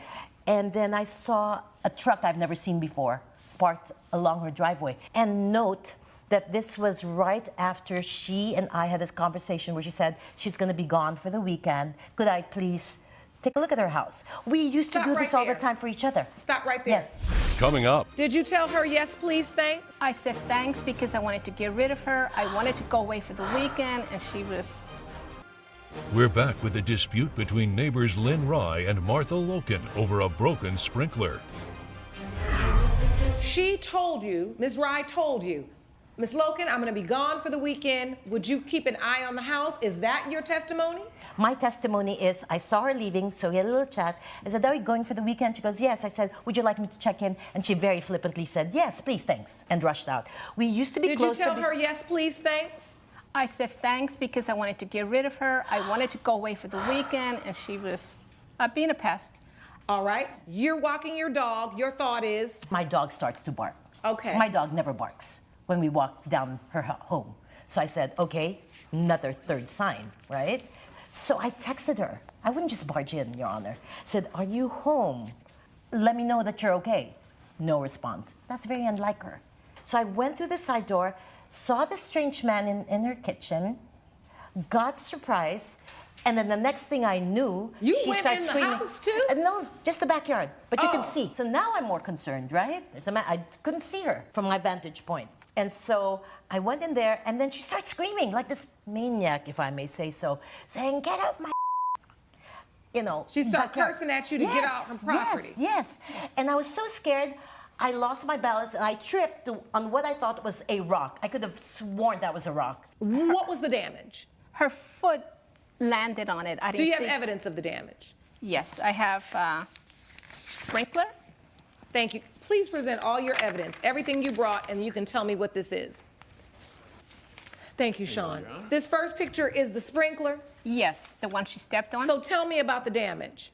It no longer works. So when I went to get an invoice to fix it, they said they no longer make those parts.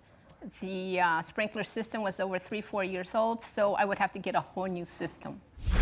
Judge Lake's verdict when We the People returns. How much does it cost to replace one of these? I'm not sure. There's 6 of them. It's $1,200 for 6 of them. The biggest issue I have is neighbors of 10 years. When you broke the sprinkler, why didn't you just say, I'm so sorry, I'll pay for breaking this? I did. I told her I'll work with you, but when the $2,000 bill, I thought that was just exorbitant. You didn't want to work with her on it? She would No, have because I nothing didn't, to do with me. you can tell me a sprinkler system costs $10,000, and I would say, oh, okay, I have no idea, $2,000, $3,000. It's obviously you have no idea because you Yes. let them replace Yes. your entire sprinkler system Yes. when you only had one broken sprinkler head. That's ridiculous. It's been determined by this court. Ms. Loken, you need to pay her back $200 for the one sprinkler head you did break. Yes. And I'm just going to use your estimate that you sent. I do not think she owes you for an entire new sprinkler system. I hate that you got taken advantage of for that on the repairs, but unfortunately that is not her responsibility. Judgment for the plaintiff for $200. Court is adjourned. Judge Lake has ruled in favor of the plaintiff. The defendant owes $200. Janelle Williamson claims she was bamboozled when she bought a vintage designer purse that turned out to be fake. Krista Sneed maintains that she doesn't sell knockoffs. All rise.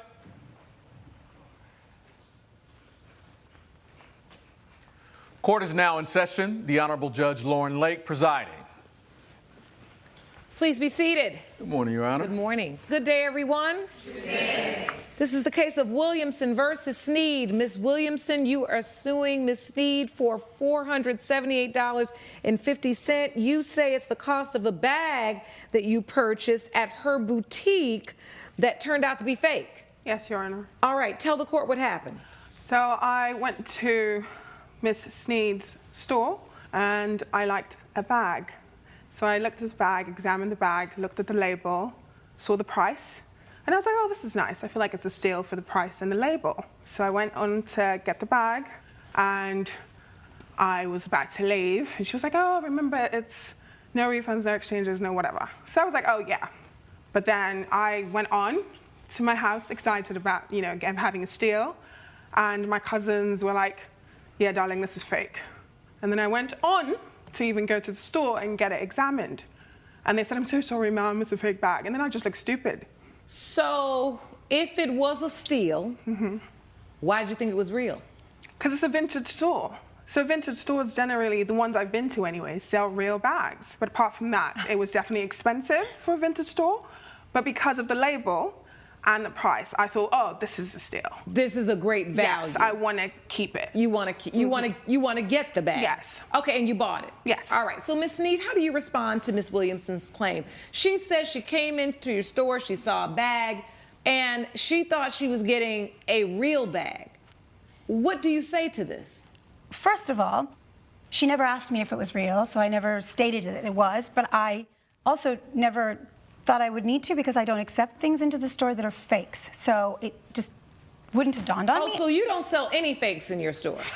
No, we don't sell any fakes because if it has a designer, excuse me, if it has a designer label, then it is a designer item. We certainly do have other vintage items, say from the 1920s and such, that don't have any label. Of course. Right, yeah, but if it says it's a designer, it's a designer. But you don't sell replicas or copies of vintage bags. We do not sell fakes. And so, Ms. Williamson, I'd like to know from you then, how did you come to believe it was the designer bag you thought it was? So it has the label and it has the monogram logo on the corner. You know how it has the tiny little label in the corners of these designer bags?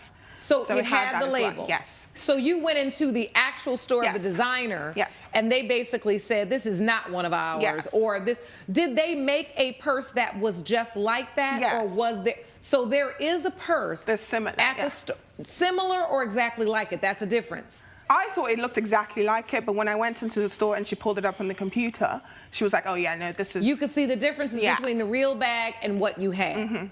How did the actual label look? The label was very similar. The difference was the bag that I got from her was black, and the label that they have was like a gray black, so it wasn't like a black, but her label Did you is bring black. the bag with you? I did, Your Let Honor. me see it, please. Thank you, Sean. You're welcome.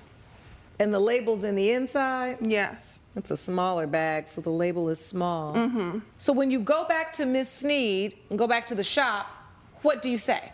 I was like, oh, hi, I would like to return this bag. I realized it's fake. I'm sorry that I found out so late. I should have known when I was in the store, but I realized the bag was fake and I would like my money back.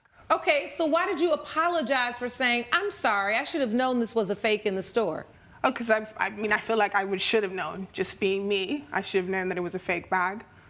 And I honestly don't even think she knows it's a fake bag, which is ridiculous. The only problem with this is, Ms. Sneed, is you're saying to me you believe the bag was real. Can I tell you why I believe it's real? Yes. I believe that vintage, it also means old and of a time, and that bag is not a current of their models that they make now. It's one of their vintage bags. And I don't know who you talked to in the store, but I don't know that the person working in the store was necessarily as knowledgeable as the vendor that I got it from, that I use all of the time, to know that that bag was real or not. So she did say that when she was leaving, I said no refunds, no exchanges, and no returns. That is not how it happened. I have here no refunds, no exchanges, no returns. It's on the register. Let me see your policy. Sean, will you hand that to me, please? Thank you. Here we go. The Remix Boudoir. Yeah.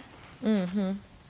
I should have known. It's a remix. It's I should have known. from the old. That's exactly what I was thinking. And if you think about what a remix is, it's the old to the new. It's hip to the now. Well, it might be hip to the now. It might be fake. We don't know. I know. Coming up. You just said I'm selling real bags. Yeah, I believe and that's what you say your store does. You said your store doesn't carry knockoffs. No. Which you shouldn't. But you say it doesn't. It doesn't. And later. The plane was about to land. He rushes towards the front, tries to remove his luggage from my overhead compartment, and it fell and hit me on the head. And knocked you out? Yes, ma'am. Oh, my goodness. We're back with a dispute between Janelle Williamson and Krista Sneed over the authenticity of a designer purse. See, you just set yourself up here in this courtroom. It's okay. So if it's fake, then you just basically owe her money back. Yep. With the exception of the policy that she bought a bag and I sold a bag. No. Because you just said I'm selling real bags. Yeah, I believe and that's what you say your store does. You said your store doesn't carry knockoffs. No. Which you shouldn't. But you say it doesn't. It doesn't. So what if from this bag it's obvious to see that the name on the bag is different from what the company says and it's a fake bag? Then what is your policy? Okay, if I believed it was obvious to see, or that she even went to a store, or that the store was a store that was versed in vintage bags of that same brand, then I would discuss it with her, but I still have my policy of no refunds, no exchanges, and no returns. Once she called and said the bag was fake, because this is... She came to the store. No. This is the part about stores and customer service. And lucky for you, I've worked retail a long time and also used to own and operate a store. And what good customer service usually dictates is that the customer's always right, unless the customer is being utterly unreasonable, okay? So if a customer buys a vintage bag that now you've testified in open court, you believe is real, and she believed was real, but was a great deal because it was vintage, you both leave out of that transaction thinking she has a real bag. Yes. If something happens and she tells you she goes into the retail store and they tell her that is not a real bag, what responsibility do you have then to find out whether the bag you sold her is real or fake? I did my due diligence when I got the bag from my vendor. We always take any product that does have a label that we get into the store, and we do our comparisons with our vendor and with the people that we use from the designers.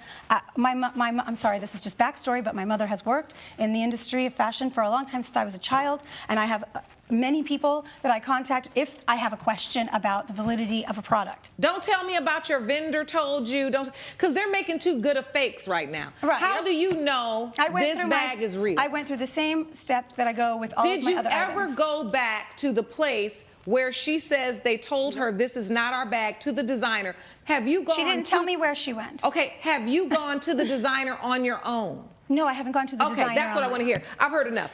Okay, so this is the problem. The problem is this: you have a store that warrants that it sells vintage real bags. So a person going in and purchasing, no matter whether it's a great deal or it's not a great deal, you're thinking, I'm getting a vintage real bag. Now, the label on this bag is such that it is so substantially similar to the label of the true designer bag that maybe the person could not recognize it. That's what fake bags are all about. Or it's a real But bag. the point is, Miss Sneed, I love when people want to go tit for tat with me in courtroom, but you ain't going tit for tat with your quality control and making sure that the bags you're getting in are what you are warranting that you're selling. And that's the problem here. And all I needed to hear from you, truly in this testimony, is that you did some very real due diligence to be able to uphold your company's standards, that it's a real bag, to say, and I went to this company. I went there myself because I wanted to find out whether or not the bag is real or fake. That's when I can understand that maybe your supplier got something past you. I believe she is lying and did not go to the company. That is my point. Right, but did you go to the company I did yourself not, because and I figure thought it was it right. out? No, that's the whole point. Okay. You are not operating Where's your her business well. Now, the problem is this. I'm in here, and I have to figure out whether she gets all her money back or whether she doesn't, because you just haven't done your job. So at the end of the day, I'm going to award the plaintiff the $470. Please don't do all that. That's too much. Now you're going to get on my nerves and change the money I'm about to give you. This should challenge you to do due diligence on every single product you bring in the store. The reason why I know this is because my nephew actually works for a sneaker company that specializes in the resale of sneakers. They have an entire division. They're called authenticators. That's what they do. They authenticate a certain product. You need to invest in that so that you are not warranting to customers you have real things and you don't. Judgment for the plaintiff for $478.50. Court is adjourned. All rise. Judge Lake has ruled in favor of the plaintiff. The defendant owes $478.50. You told me you had a date that night and that you were going to use that bag that night. And what I think is you used it and wanted to return it so you could get your money back. Are you I couldn't serious? tell her Do that I and she look wouldn't like the let me type of speak. person that would do that? I don't look at looks. You do. You're the bag You don't look at aficionado. looks because that's why you're selling a fake bag. Right, Obviously, darling. Which you would know because And you may know now what exit the courtroom. Uh-huh. Coming up, What happens? He rushes towards the front, tries to remove his luggage from my overhead compartment, and it fell and hit me on the head. And knocked you out? Yes, ma'am. Ryan Brown claims an impatient passenger on his flight is responsible for his concussion. Gregory Landis says the accident happened because he was rushing to get to a funeral. Good day, everyone. Good day. This is the case of Brown versus Landis. Mr. Brown, you are suing Mr. Landis for $3,700. It says it's for the cost of medical bills you suffered from a concussion when you were hit in the head by Mr. Landis's suitcase on a flight. Yes, Explain to the that's court right. what happened. Yes, ma'am. I was on a flight to a very important conference for my company, and we were just about to land, and the defendant, he rushes his way up the aisle, and, nobody was even supposed to be up. So let me be clear. Was the plane still in the air, or you had landed and it was sitting, but you weren't at the gate?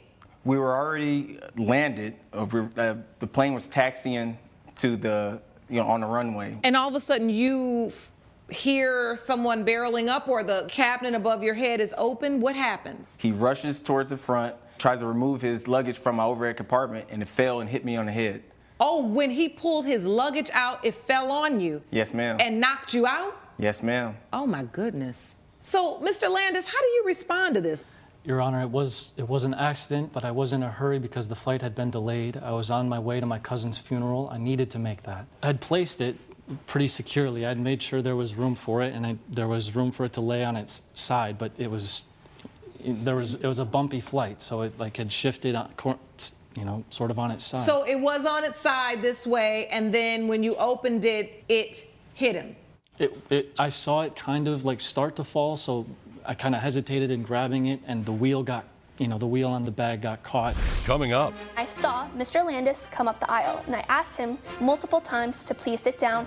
He did not listen. I saw his bag fall. That is when I got up and ran to Mr. Brown's side. we're back with the case of Ryan Brown, who blames fellow airline passenger Gregory Landis for his head injury.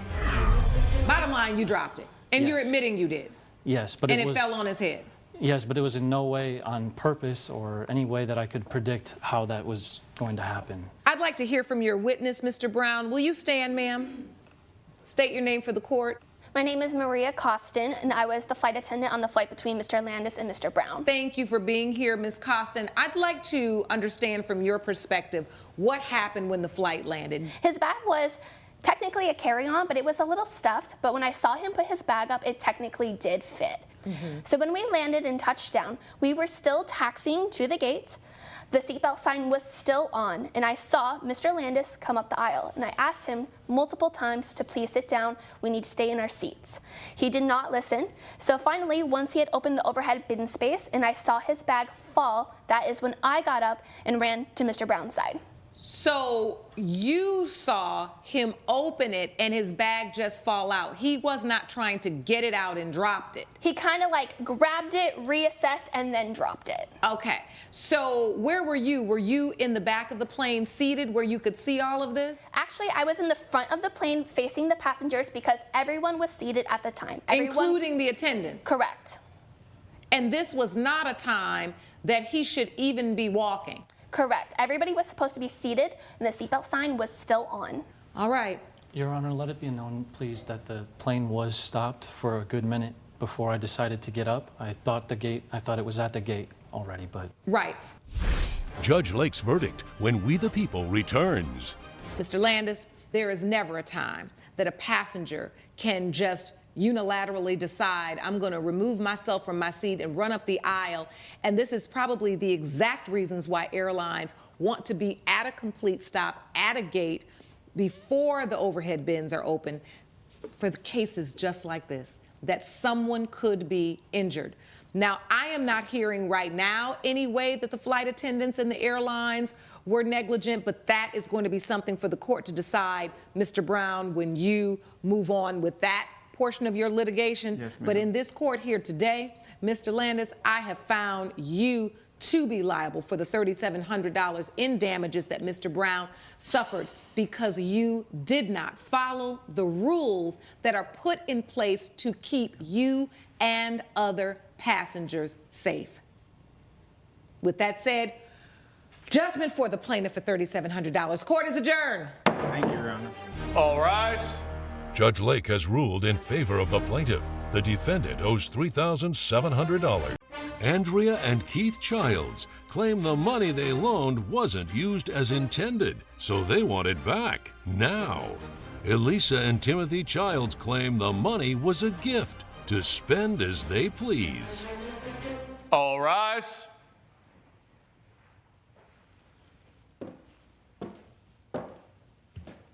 Court is now in session. The Honorable Judge Lauren Lake now presiding. Please be seated.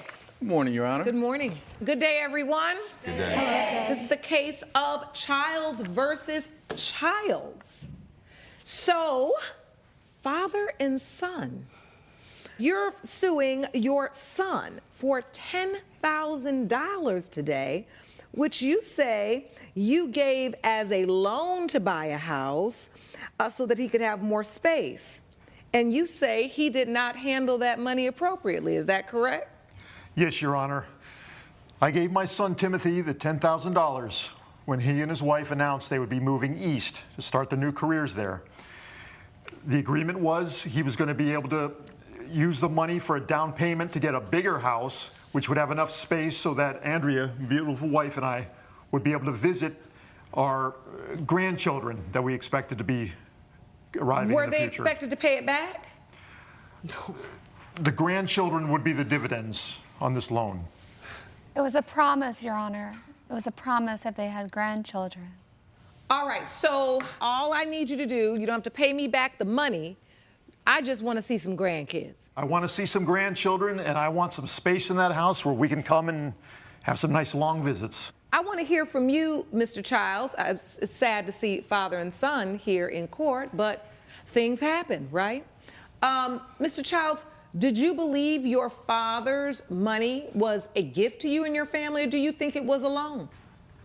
Well, Your Honor, my father is a narcissist. He's been in and out of my life for in and out for a few years until I was about 30. And it was actually at the request of my wife that I try to repair that relationship with him. But no, Your Honor, the money was a gift, nothing more. Knowing how my father is, I even actually sat down and spoke with him about this and said, does this need to be repaid to you? And he responded, no, grandkids would be more than enough. All right. So take me back to that day when the money was offered, when the entire conversation came up. Well, me and my wife were planning for our wedding. And to my father's credit, he did help with a portion of it. He did help with the groomsmen gifts, and he did help with some of the reception dinners. My parents paid for almost everything. And you know, his gift was generous, but we both felt that it was just something, since he hadn't been in Tim's life until he was 30, we both felt it was just something he was doing to try to control the situation and also to try and prove himself. Now he's a good father, he's giving all this money, you know, now he can live, he's just the same as my family. So was this money during the wedding to help you all with the wedding, or was this a wedding gift that was given to you at your wedding, or was this money that you received from him after the wedding was over? It was before the wedding, Your Honor. Ah. And did he pay any additional costs associated with the wedding besides this $10,000? Did he pay for anything? Outside the groomsmen gifts and the reception dinner, no. Everything has changed now, but back in the olden days when I was younger, the groom's family paid for the liquor, the transportation, reception. Is that it? Or are you just saying he didn't pay for that? That was her family that paid for that. My family paid for everything. Okay, and look, things have changed now. I'm just saying back in the day, there were certain responsibilities of the groom's family. So we didn't do it the traditional way, but before the wedding, you got this $10,000. Yes. And so you agreed, Mr. Child's dad, that this was given to your son and his soon-to-be and now wife before their wedding.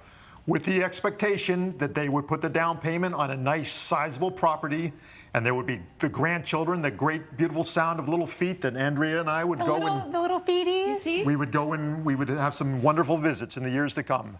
They did not live up to that. There's no expectation of it happening now. There's no plan to, they're just focusing on their career. So do we have that in writing somewhere? Did anybody send a text? Did anybody do a promissory note? Did anybody say this money is conditioned on this in writing? It was an honorable bargain between a father and a son. Coming up. But have you had any kids yet? We have been trying, and you know, they never even took the time to ask us how we felt. It was just harping on having kids. We thought the holidays, we'd have the sound of the announcement. I had a miscarriage. We're back with a dispute between Andrea and Keith Childs, who are fighting with their son and daughter-in-law, Elisa and Timothy Childs. All right, I want to understand, Ms. Childs, what you understand to be the situation. He made a promise to bargain. It was almost like a bargain in a way, Your Honor. Your Honor, I might add that on the check it even says for your future. It doesn't specify anything. Instead, we visit them. Who has the check? Let me see that, Sean. Thank you so much. You're welcome. Here it is. The check, and in the memo, it says, for my son's future. Which would involve beautiful grandchildren and a nice, big, wonderful home. It also could just involve moving expenses, portions of the wedding that they can't afford to pay for, honeymoon. For my son's future is quite vague. We invested in our future. We were in North Carolina. A little apartment. A one-bedroom apartment. It was it's a beautiful, spacious condo for the city. We needed it to be closer to my job. I got a promotion, and that's why we moved to Connecticut in the future. We were thinking of them the whole time. You know, it's a large apartment. It's a one-bedroom, but it does have a little, you know, sort of nook. There's an area that's separate that we could use for guests. An uncomfortable roll-out couch. Not even a real bedroom, just like a little office space area. So, Dad, you're big mad about this. What do you feel like? They cut you out of their life? You wanted that $10,000 to help them to have a house that was large enough where you could come and visit? Because you're real mad about this. And spend time with those grandchildren that I wanted to see. But have you had any kids yet? No, Your Honor. There's no plans for having those kids. They don't know that. We have been trying. And, they never even took the time to ask us how we felt. Or it was just harping on having kids. We thought the holidays, we'd have the sound of the announcement. I had a miscarriage. You didn't care at that visit. You didn't care at the holidays. You didn't even ask why. You didn't tell us. We thought you just put on a lot of weight. You didn't notice our attitudes. thought you just gained some weight and you were just Which waiting. is none of your business either way. None of their business. I had a miscarriage and all they did was demand, when would I have kids? So right now, while this court is in session, this is the first time you've ever shared the news. Yes, Your Honor. This is the first time we discussed this. In-laws that you in fact had a miscarriage. Thank you, Sean. Why would we feel like we could share something like that when they're so selfish? Everything we try to do, they only want it their way. Selfish? On Christmas Day, 5 hours to spend with us on Christmas Day? That's an insult. You'd rather spend it with your own family. Don't you think it makes sense? I can trust them. We needed to be together in a place that we could relax and try to be restored. The little apartment where you come out and you cooked a beautiful meal for you, and all you had to do was clean up after it, And I made it some wasn't good veggies, enough. and it wasn't good enough. It wasn't vegan. Okay, hold on, Mr. Childs. Hold on now. Now, your daughter-in-law just said she suffered a miscarriage. Your son, they went through something very traumatic. You didn't even take a beat. You still yelling about a meal and somebody didn't make any dishes. How insensitive can you be? This is just typical of him. Typical. He wasn't even there for any of Tim's childhood.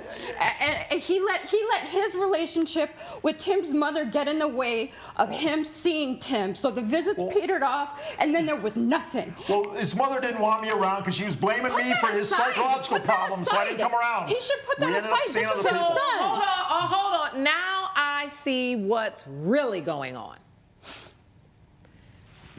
You did not have the type of father-son relationship that you know you should have had with your son, that maybe even you wanted with your son and he wanted with you. Is that correct? Yes, and I made mistakes. I wasn't very good, but I don't want him making the same mistake. I want, get started with these grandchildren. I want to see them. I learn from what I So what's really going on is your intense desire to have these grandkids is somehow in your mind righting a wrong that you really have not processed and been able to deal with.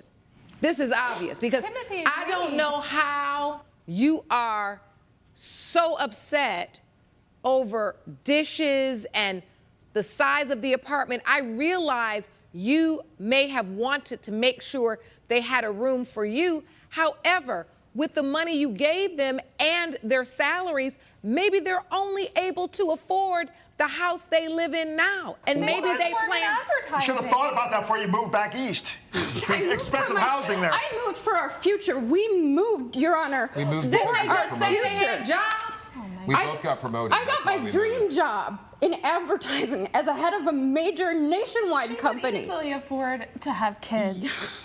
Again, did you not hear me say? Ms. Childs, are you here with us today? Yes. I don't agree Did you with hear this. the testimony? Yes, Your Honor. They've been trying. Coming up. Why would they move into a one-bedroom apartment, Your Honor, instead of a house? Why are you talking like a robot when people are talking about real issues? We're back with a dispute between Andrea and Keith Childs, who are fighting with their son and daughter-in-law, Elisa and Timothy Childs. Ms. Childs, how can you be that insensitive to say that they need to try harder after you heard she suffered a miscarriage? Why would they move into a one-bedroom apartment, Your Honor, instead of a house? Why are you talking like a robot when people are talking about real issues? The roll-out couch hurt my back. Why are you all worried about a roll-out couch when your children have suffered a damaging traumatic loss? I want an answer to that question. Don't talk to me about the roll-out bed again. Why? Why aren't you not addressing that? Why have you not said anything? I just. Oh, I'm sorry, Your Honor. I'm sorry that No, they're don't so apologize to me. insensitive. Mr. and Ms. Childs, I'm extremely sorry for your loss. Thank you. That is not easy. That is not something you just get over. And I feel really sorry for you that the parents who attempted, I think, to support you by giving you money don't understand that there are things in this life that far outweigh money. And that's life. And the loss of life in that way is extremely, extremely traumatic. So I want to offer you my deepest condolences. Thank I'm you. sorry for your loss. Now, as for you, Mr. and Ms. Childs, I don't know what planet y'all live from. I don't know where y'all from. I don't really know what's going on here today, but you're not listening. You're talking, but you're not listening. Coming up, You so busy arguing about a pull-out couch and the fact that they were supposed to have babies, then come to find out they were trying. And then I said, I'm done talking to you. I'm done talking to you. we're back with a dispute between Andrea and Keith Childs, who are fighting with their son and daughter-in-law, Elisa and Timothy Childs. The fact that you have not really offered any compassion to your own children about the loss of their first child together, you so busy arguing about a pull-out couch and the fact that they were supposed to have babies, then come to find out they were trying. I said, I'm done talking to you. I'm done talking to you. I'm done. Miss Childs, order. Miss Childs, you got one more time to talk, and I'm going to have Sean escort you out. You have not offered one bit of time. We had no idea. Sean, escort her out. I'm tired of hearing your mouth. Okay, Your Honor. I'm fine with that. I'm glad you are, since I run this courtroom. Goodbye.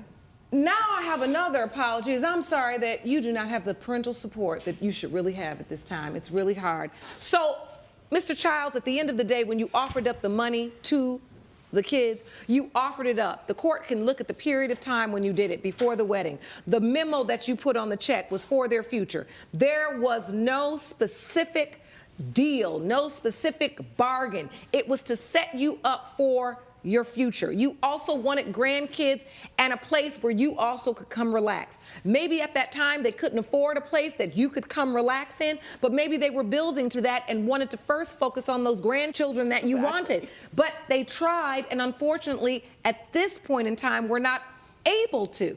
You've got to accept the fact that when you gave that money, it was a gift, and those things are not revocable, and you can't come back later and put a condition on a gift. And at the end of the day, this is your family. This is your son. You just scowling all day. You just been mad for the last 20 minutes. Judge Lake's verdict when We the People returns. Your father may need more time to understand what it means to be a father, what it means to support.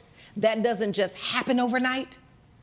I think the money may have been a guilt thing, feeling Absolutely. badly about the past. Absolutely. But it could have been a hope for the future, but he does not have the skills yet to carry out what his intentions were.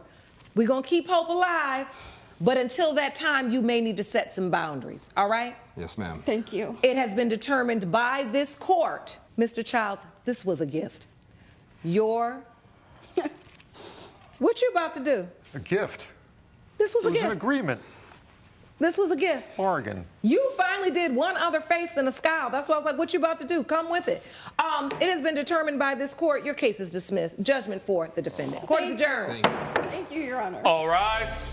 Judge Lake has ruled in favor of the co-defendants. The co-plaintiff's case is dismissed. Candy Dillon claims her stepfather used her short-term rental account to cheat on her mom.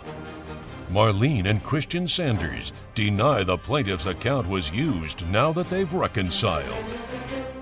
All rise.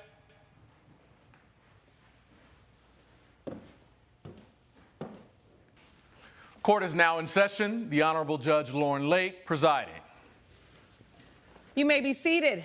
Good morning, Your Honor. Good morning. Good day, everyone. Good day. This is the case of Dillon versus Sanders. Ms. Dillon, you are suing your stepdad, Mr. Yes. Sanders, for $500 for Airbnb charges that you say he used with his sneaky links.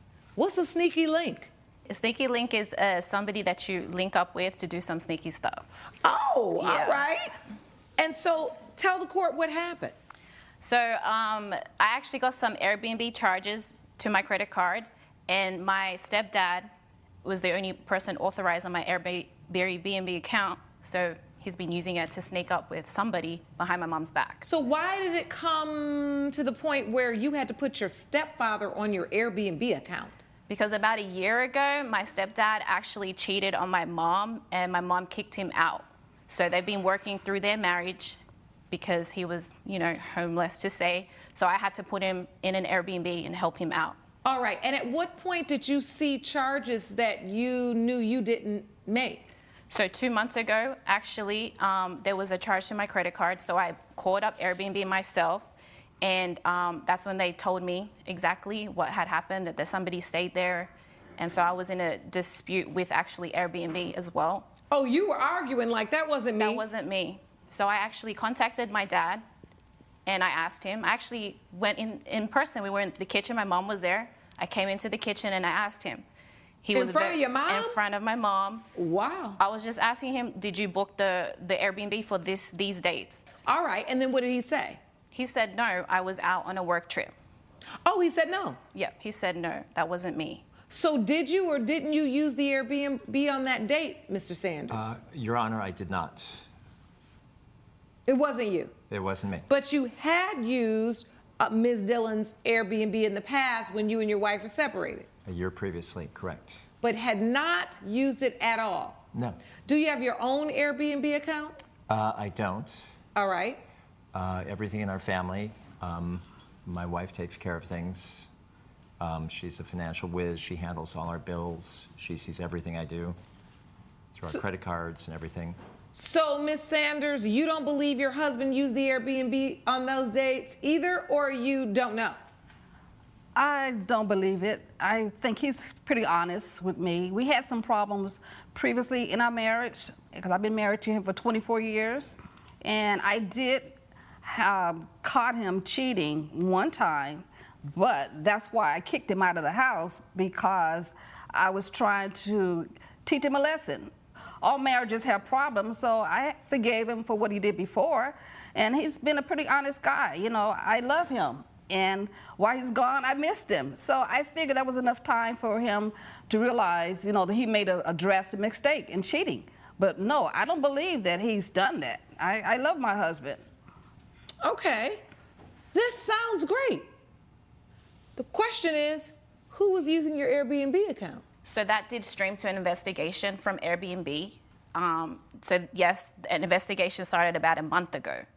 And some evidence has been certified that somebody was there. Okay, can you tell who that person is? Yeah, actually we do have evidence footage, video footage. You brought that with you to court? Yes, ma'am. All right, I'd like to roll the footage that Ms. Dillon submitted as part of her case today.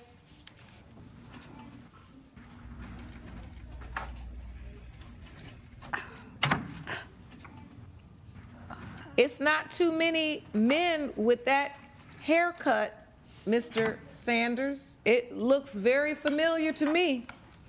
It does look like me. Oh.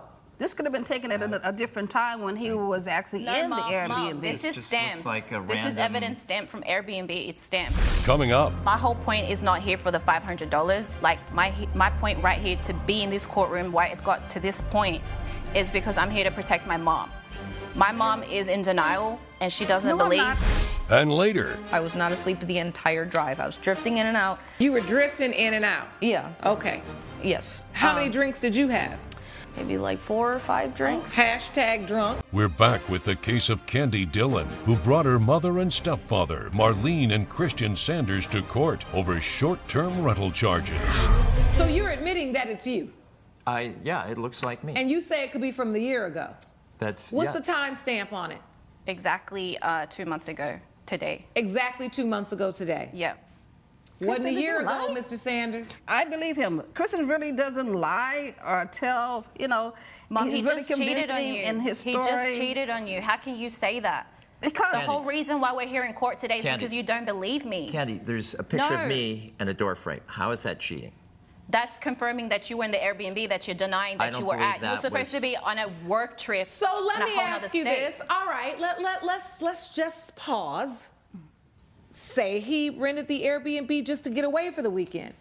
What evidence do you have that suggests this was about meeting up with a sneaky link? Because that's what he was doing, ma'am. Like, he literally was doing that. And that's why my whole point is not here for the $500. Like, my point right here to be in this courtroom, why it got to this point, is because I'm here to protect my mom. My mom is in denial, and she doesn't No, believe. I'm not in You are in denial. denial, and she doesn't believe anything I say. I try to tell her, privately, everything she doesn't believe. And the fact that you've raised me since I was 4 years old. And the fact that you're making me look crazy right here. But Candy, I mean, Like, what's up with you? Like, why would I don't you know do why that? you're in this mode. No, but like, why would you do that? Mom, you know the relationships I've had. Candy, just He's cut it, literally cut doing it. what my Listen, exes have done. my Like, daughter you're literally allowing is that. a very high maintenance woman, okay? And her dad takes care of her. I've been married to him, to No, this guy. actually, she takes care of him because he got to be on her Airbnb account. Well, Your Honor, I'm not very good with real world things, so Oh, because your wife is the math whiz. She handles all the finances. Yes, I make so the money. You I don't- provide, but you just don't manage all that. exactly. Okay, so you take care of your daughter, but with Airbnb, you couldn't be trying to get the app and all You that. know, when we had the breakup, it was very chaotic. I had to get into a hotel room that got very expensive, and Candy. You know what was chaotic? Mom crying and not being able to even cook dinner. Of course. Who was there? Who was there? Not you. I've that made was chaotic. terrible mistakes Okay. with somebody I love.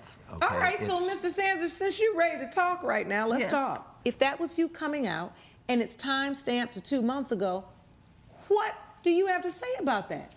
I have, I don't want to get into fully personal details, but I had some grief issues.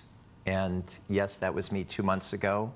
It was something I needed to deal with. There's nobody else in that room. And sometimes I have some self-destructive energies I need to deal with, and it's just best for me to go somewhere and deal with it. So you've never talked to your wife about this? She knows all my demons, but No, not this one. Not No, the I do not Airbnb know about demon. this one. well, I had Candy ask you whether or not you were there, but the dates that she's saying does not line up because he's been at home with me. No. We have reconciled. We are having a great relationship, But Lee. was he missing those nights? Did he say he was going away somewhere on a trip? Because he told her he went away on a trip. Did he tell you that? No, he did not tell me that. Well, where did you think he was for these nights when he was gone? I don't know. What?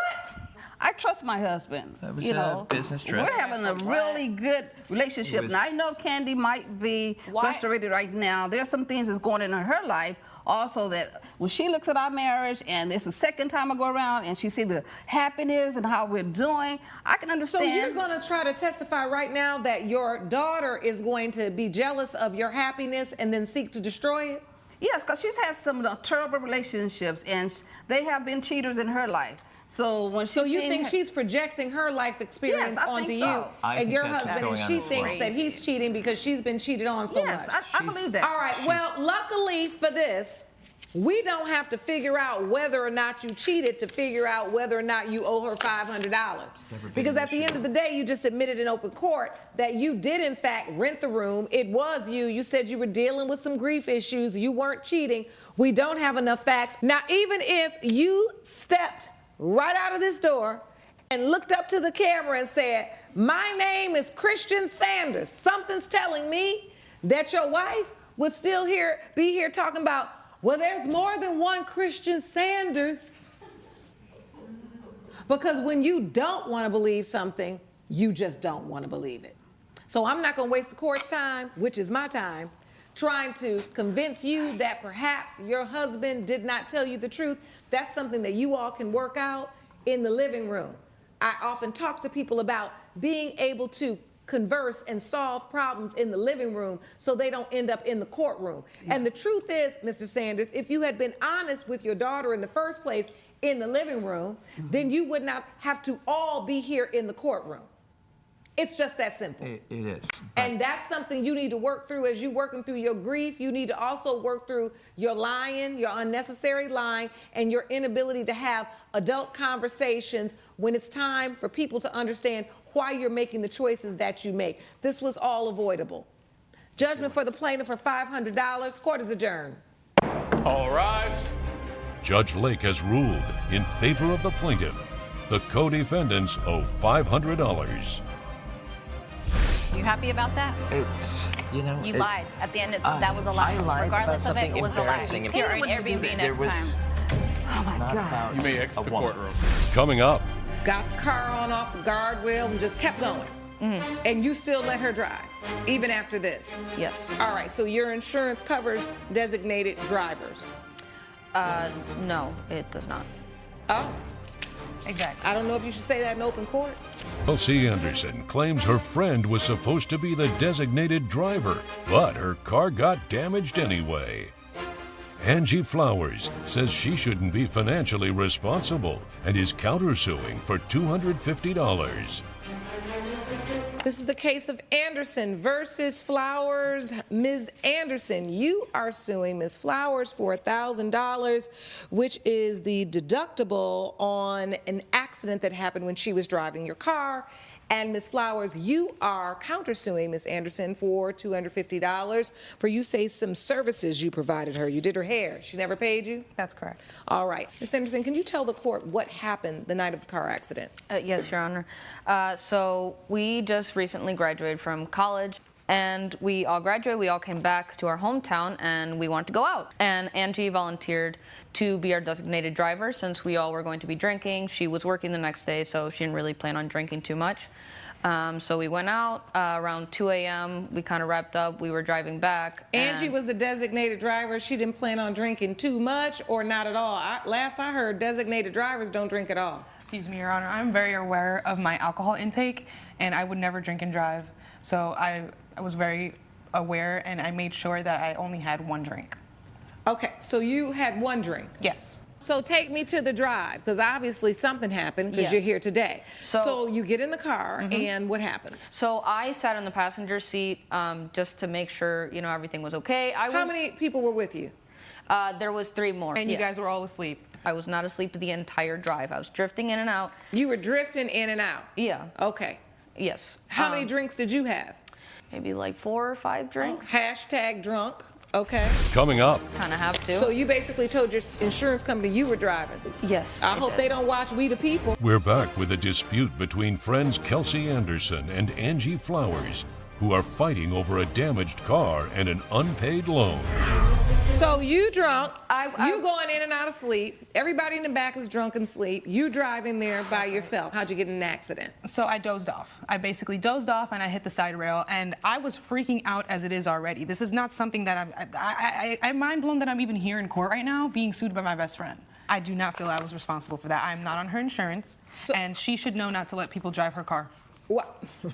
Of course I'm going to let you drive you are my oldest friend. Right, but so I'm now still, you're that going to doesn't sit mean here and that get doesn't mad at me for automatically trusting put me on you? your insurance. How can you say that? Because I literally, you can see it right here. I sent her $250. This is the evidence. We spoke about it on the phone, and it's just unfair. I don't think that. What evidence do you have? I have a Cash App statement. You sent her $250 for what? For her hair. For the. And to be completely honest, I don't know what type of hair costs $250 unless you're getting it professionally done or professionally So styled. this is, hold on.